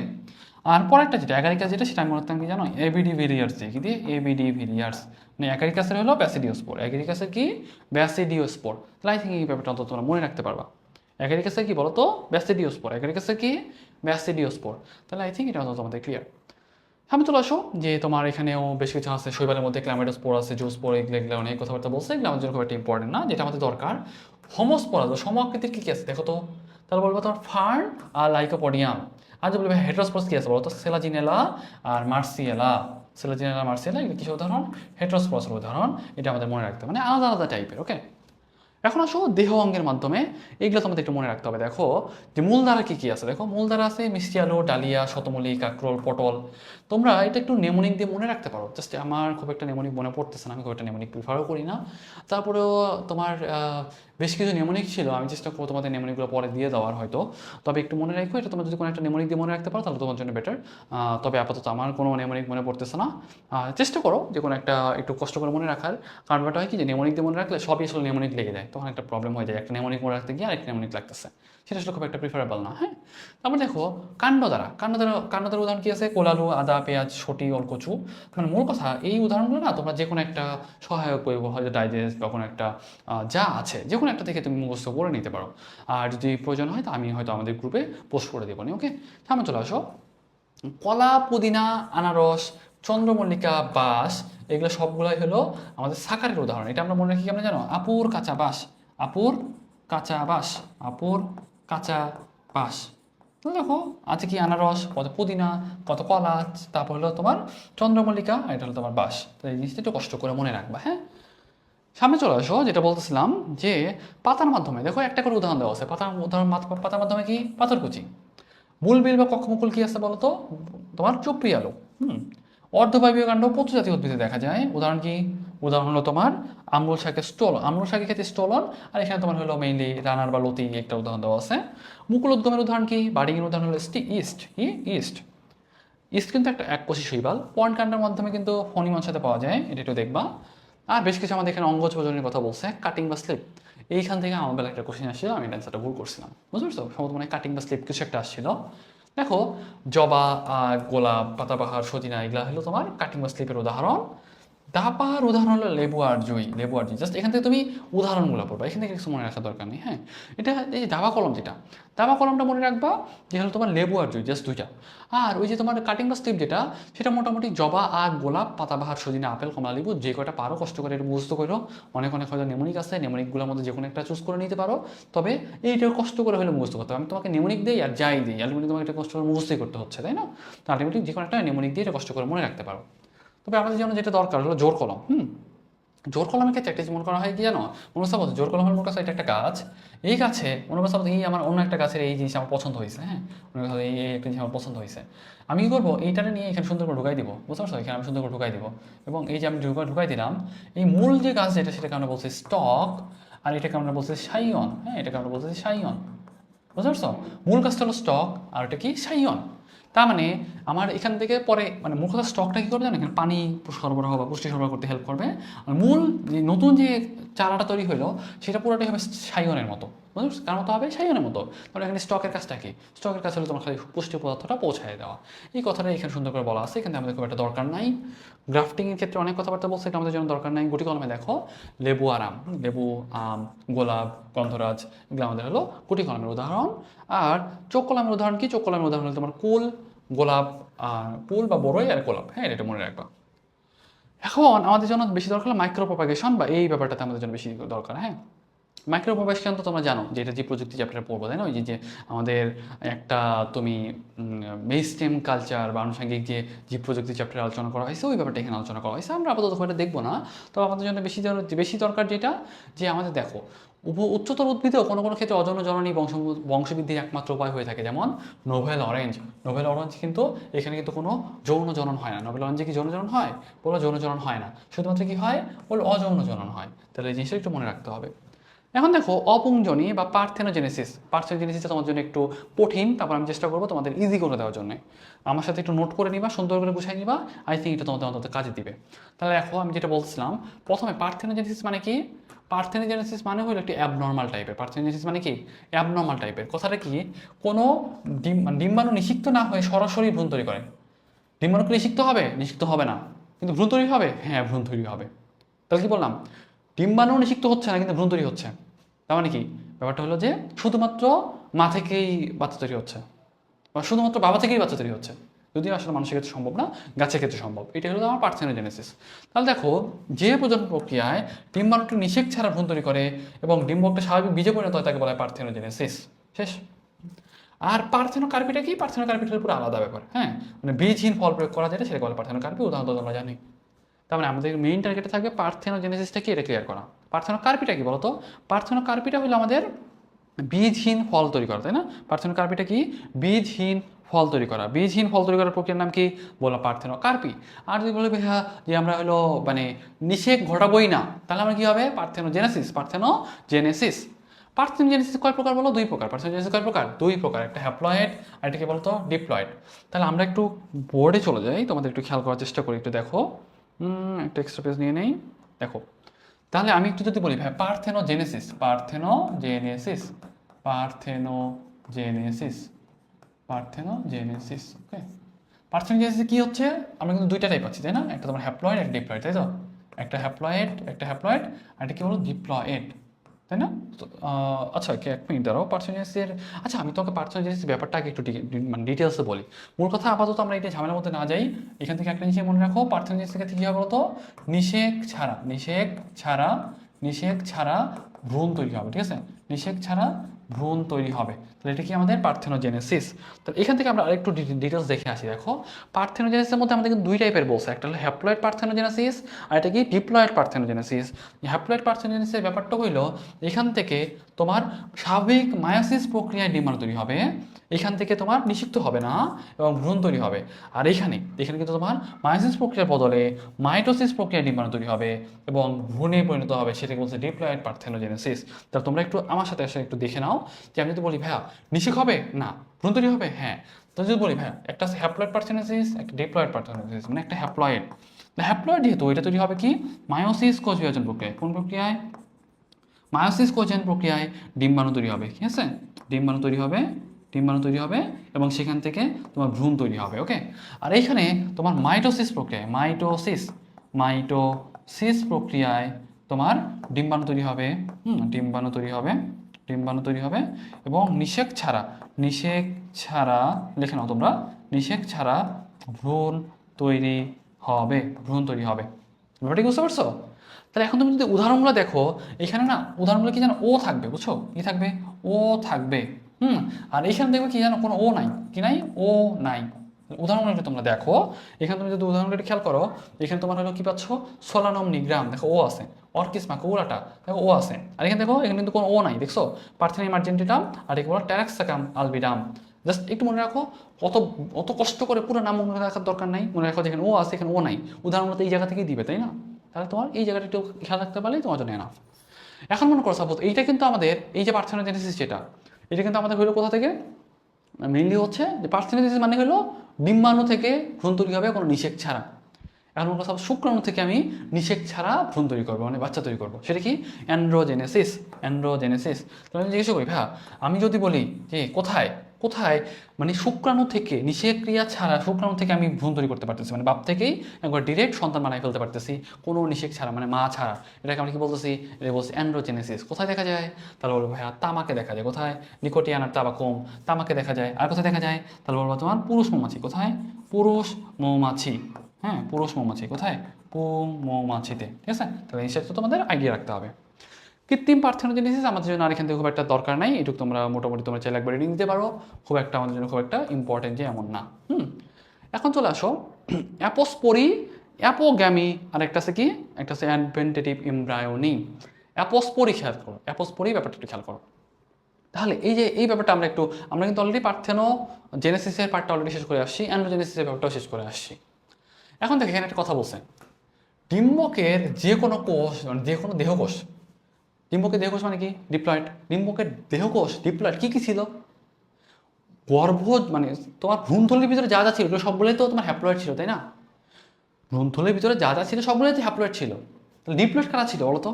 শুধুমাত্র নিউসেলাস টিস্যু আর ওই যে তোমার আবরণী যেটা, সেটাই তোমার হলো কেবল ডিপ্লয়েড ছিল। তার মানে এই দুটো বাদে ডিপ্লয়েড থাকার কোনো কিছু চান্স নাই।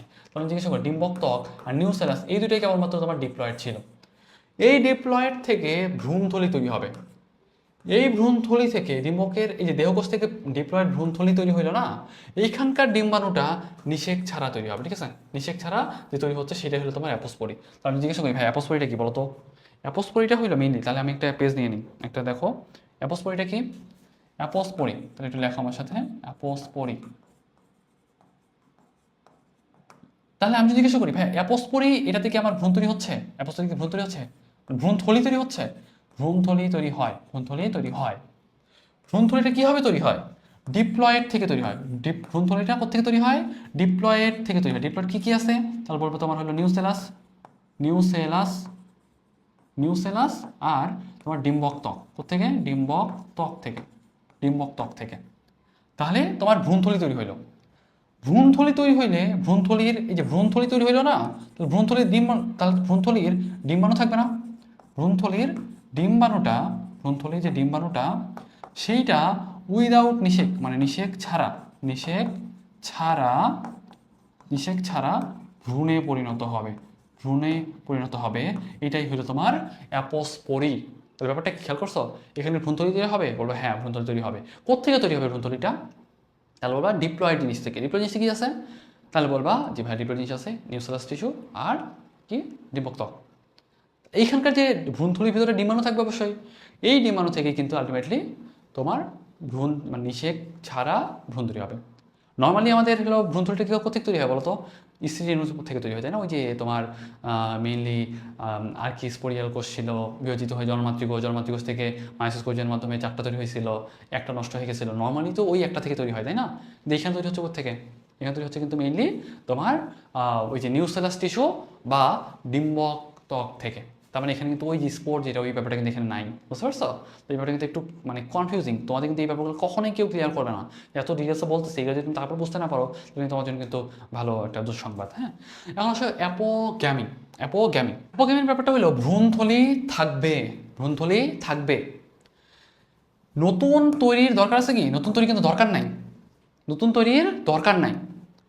এবং ভ্রূণথলির হ্যাপ্লয়েড যে কোষগুলো আছে, প্রতিপাদ কোষ এবং সহকারী কোষ যেগুলো আছে, সহকারী কোষ যেগুলো আছে সেগুলা থেকে ভ্রূণ তৈরি হবে কোনো নিষেক ছাড়া, কোনো নিষেক ছাড়া, কোনো নিষেক ছাড়া।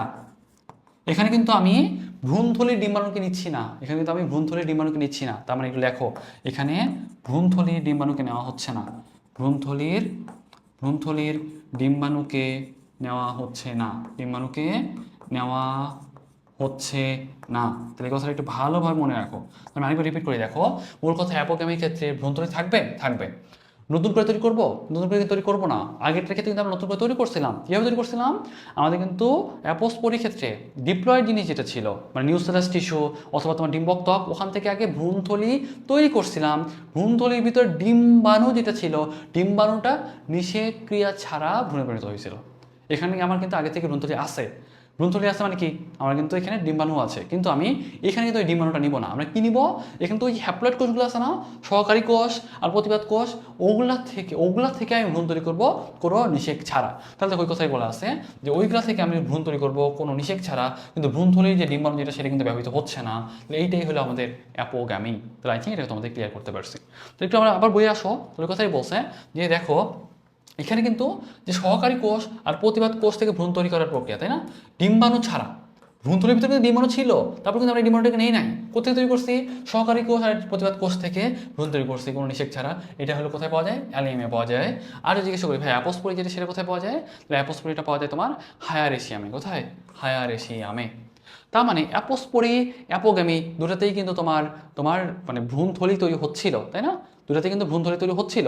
কিন্তু মনে করো সাপোজ অ্যাডভেন্টেটিভ এমব্রায়োনিতে কোনো ভ্রূণথলি তৈরি হবে না। দেখো ডিম্বক ত্বক বা নিউসেলাসের যে কোনো কোষ থেকে, ডিম্বক ত্বক বা যে কোনো কোষ থেকে ভ্রূণথলি গঠন ছাড়াই। তার মানে এটা কিন্তু দেখো একটা জিনিস খেয়াল করো, অ্যাডভেন্টেটিভ এমব্রায়োনিটা আমি একটু লিখে দেই। অ্যাডভেন্টেটিভ এমব্রায়োনি, অ্যাডভেন্টেটিভ এমব্রায়োনি। এখানে কি হচ্ছে? এখান থেকে তোমার মেইনলি নিউসেলাস অথবা অথবা ডিম্বক ত্বক থেকে, ডিম্বক ত্বক। তার মানে অ্যাডভেন্টেটিভ মেমব্রেন যেটা সেটা কিন্তু ডিপ্লয়েড জিনিস থেকে তৈরি হচ্ছে, তাই না? ডিপ্লয়েড জিনিস থেকে তৈরি হচ্ছে। এবং এখান থেকে একবারে ডিরেক্ট দেখো, আরেকবার তুমি খেয়াল করে আসো যে তোমার অ্যাডভেন্টেটিভ মেমব্রেনের ক্ষেত্রে তোমার নিউসেলাস বা ডিম্বক ত্বকের যে কোনো কোষ থেকে ভ্রূণথলি তৈরি ছাড়াই ভ্রূণ তৈরি হচ্ছে। তাহলে এটা খেয়াল করতেছো? এখানে কিন্তু তোমার ডিপ্লয়েড জিনিস থেকে কিন্তু উইদাউট নিষেক, হ্যাঁ উইদাউট নিষেক বা নিষেক ছাড়া ভ্রূণ তৈরি হচ্ছে। ব্যাপারটা বুঝতে পারছো? তাহলে এই জিনিসটা তোমাকে খেয়াল রাখতে হবে। তো আমি যদি একটু সামারি করতে চাই, তোমরা একটু খেয়াল করো যে আমি যদি বলি ভাই অ্যাপোস্পোরি ব্যাপারটা কি? অ্যাপোস্পোরি ব্যাপারটা হলো আমাদের ভ্রূণথলি থাকবে। কোত্থেকে তৈরি হবে? ডিপ্লয়েড জিনিস থেকে তৈরি হবে। ভ্রূণথলি কি আগে থেকে ছিল? আগে থেকে কিন্তু ছিল না। তাহলে ওই কথাটাই বলছি, আগে থেকে ছিল না, আগে থেকে ছিল না, আগে থেকে ছিল না। তার মানে নিউসেলাস ডিম্বক ত্বক থেকে ভ্রূণথলি তৈরি করছি, ভ্রূণথলির ডিম্বাণুটা নিষেক ছাড়া তোমার হলো ভ্রূণে পরিণত হয়েছে। এটাই কি? অ্যাপোস্পোরি। আর যদি বলি ভাই অ্যাপোগ্যামিটা কি?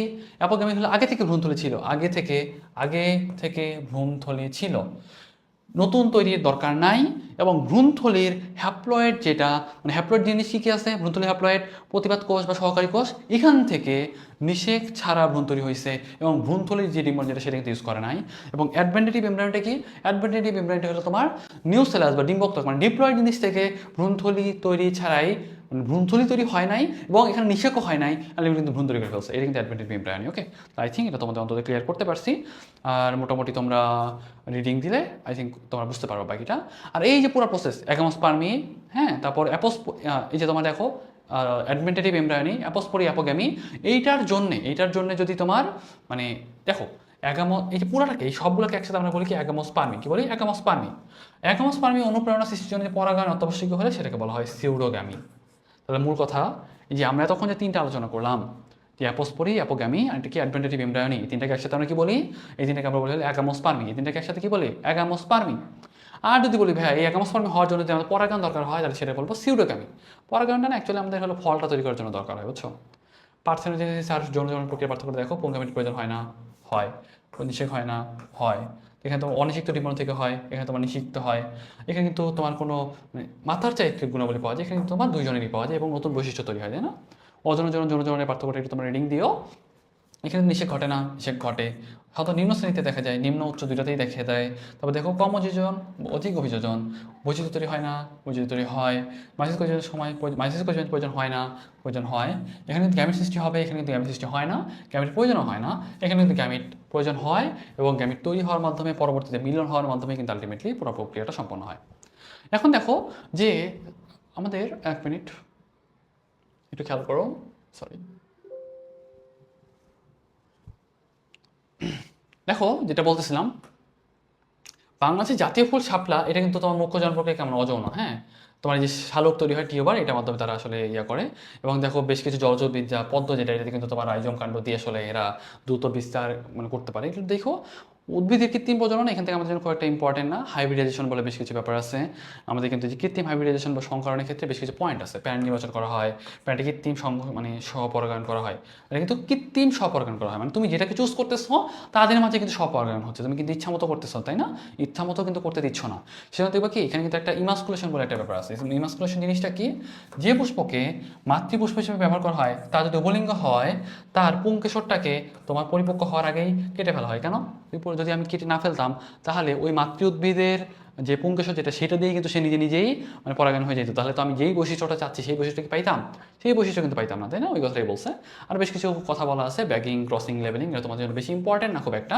মূল কথা, এরকম পলিথিন ব্যাগ দিয়ে দেখো তোমার আগে ইমাস্কুলেশন করে ফেলা হয়, মানে পুংকেশরগুলোকে মেরে ফেলা হয়, তারপর পলিথিন ব্যাগ দিয়ে আটকায় রাখা হয়, যাতে বাইরে থেকে বাইরে থেকে যে কোনো একটা যেন আসতে না পারে। আমি যেটা কাঙ্ক্ষিত, যেটা সেটাই চাচ্ছি সেটাই যেন যায়, এবং সেখানে পরাগায়ন হইলে আলটিমেটলি কিন্তু আমি যেটা প্রয়োজন বা যেটা আমি এক্সপেক্ট করতেছিলাম সেটা কিন্তু আমি পাচ্ছি। ওকে, পরবর্তীতে পরাগায়ন হইলো, বীজ সংগ্রহ করব, তারপর তোমার নতুন একটা উদ্ভিদ তৈরি হবে। তারপর আবার মনে করো সাপোজ এই যে প্রথম যে বংশধর যেগুলো তৈরি হলো সেগুলো থেকে কাজে লাগে আবার নতুন বংশধর তৈরি করবো, এভাবেই আসলে চলতে থাকবে। দেখো বিবর্তনে কৃত্রিম প্রজননের ভূমিকা অনেক কথাবার্তা বলছে, আমাদের জন্য খুব একটা ইম্পর্টেন্ট না। এই যে বিড়ি, হ্যাঁ, BRRI, এখান থেকে আমাদের মুক্তা BR10, গাজী BR14, মোহিনী BR15, এগুলো তৈরি করা হয়েছে। এগুলো আসলে রোগ প্রতিরোধী, হ্যাঁ। তারপর দেখো যে এখান থেকে মূল উদ্দেশ্যটা কি? উদ্দেশ্যটা এখানে অনেকগুলো কথাবার্তা বলছে। রোগ প্রতিরোধক্ষম মানে দৃষ্টিনন্দন অর্কিড উদ্ভাবন করা হয়েছে। তারপর এই ব্যাপারগুলো এটা তোমার রেটিং দিবা, হ্যাঁ। তবে আমাদের একটা জিনিস দরকার কি জানো? এখান থেকে আমাদের কোনটা ধান কোনটা গম এগুলো একটু জানা দরকার।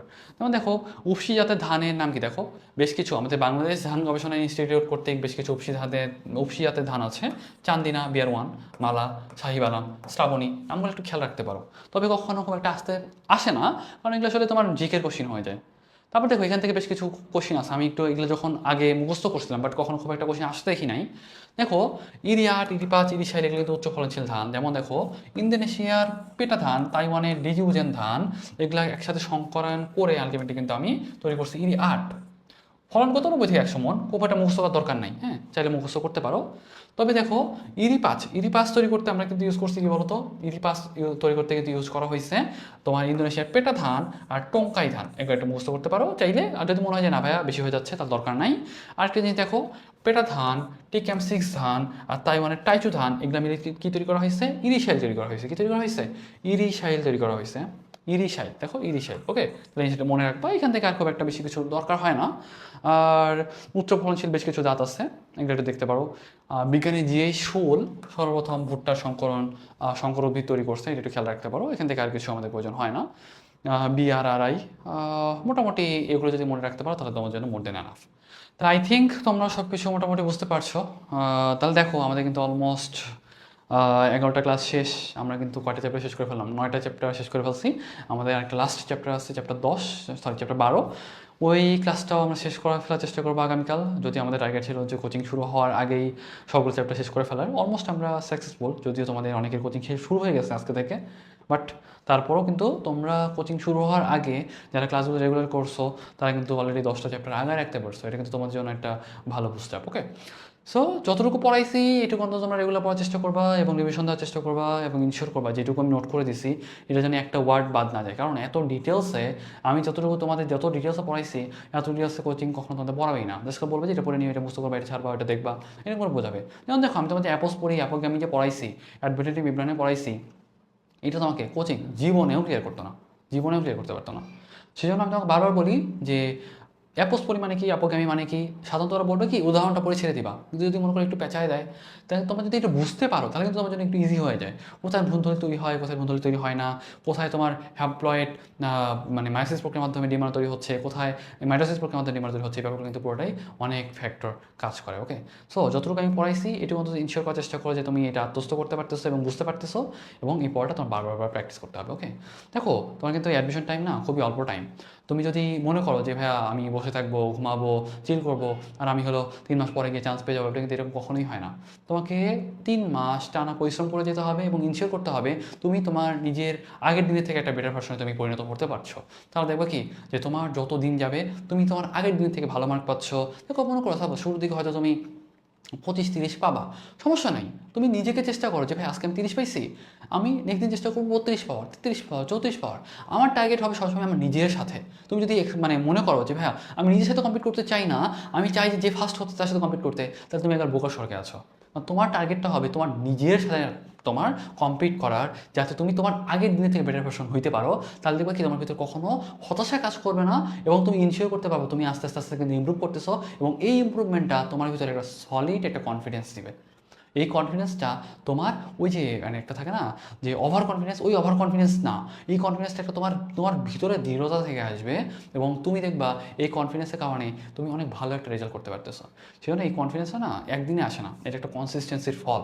তুমি যত কনসিস্টেন্ট থাকবা তোমার পড়াশোনা করবা রেগুলার। দেখো একজন মনে করছে যে জীবনে বই খুলে নাই, সে যদি মনে করে যে আমি 100টা দেখাইছি 100টাই হবে, এটা ওভার কনফিডেন্স ছাড়া কিছুই না, এটা মানে বোকাস কথাবার্তা ছাড়া কিছুই না। কিন্তু মনে করো সাপোজ যে তুমি 4 মাস ধরে তুমি রেগুলার পড়াশোনা করছো এবং তুমি 100 মার্কের পরীক্ষা দেওয়ার পর তুমি বলছো ভাই আমার 85টা শিওর হবে, 5টার মধ্যে একটু কনফিউশন আছে, তো কিন্তু আমি বলতে পারি যে তোমার ভরসা করা যায়, কারণ তুমি পড়াশোনা করছো, তোমার নিজের ভিতরে একটা কনফিডেন্স আছে যে আমার 85টা ঠিক হবে, আর বাকিগুলো মোটামুটি এই কয়টার মধ্যে কিছুটা হলেও হতে পারে। তাহলে দেখো এই যে তোমার ডিফারেন্স, এই ডিফারেন্সটা কিন্তু কে ক্রিয়েট করে দিচ্ছে বলো তো? তুমি নিজেই কিন্তু ক্রিয়েট করতেছো। যে কীভাবে তোমার এই ডিফারেন্সটা ক্রিয়েট হচ্ছে, এই ডিফারেন্সটা পুরোটা ক্রিয়েট হচ্ছে কিন্তু তোমার মাইন্ডসেটের কারণে। তুমি যত দৃঢ় মাইন্ডসেটের অধিকারী হবা, তোমার কিন্তু প্রোগ্রেস বলো, চান্স পাওয়ার সম্ভাবনা বলো, সব কিছু কিন্তু বাড়বে, ওকে। সো চেষ্টা করো তোমার কনসিস্টেন্সি মেনটেন করার, তোমার ডিটারমাইন্ড হওয়ার এবং রেগুলার থাকার, তাহলে দেখবো ইনশাল্লাহ তুমি একটা ভালো মেডিকেলেই চান্স পাচ্ছ, ওকে। সো থ্যাংক ইউ এভরিওয়ান, আসসালামু আলাইকুম।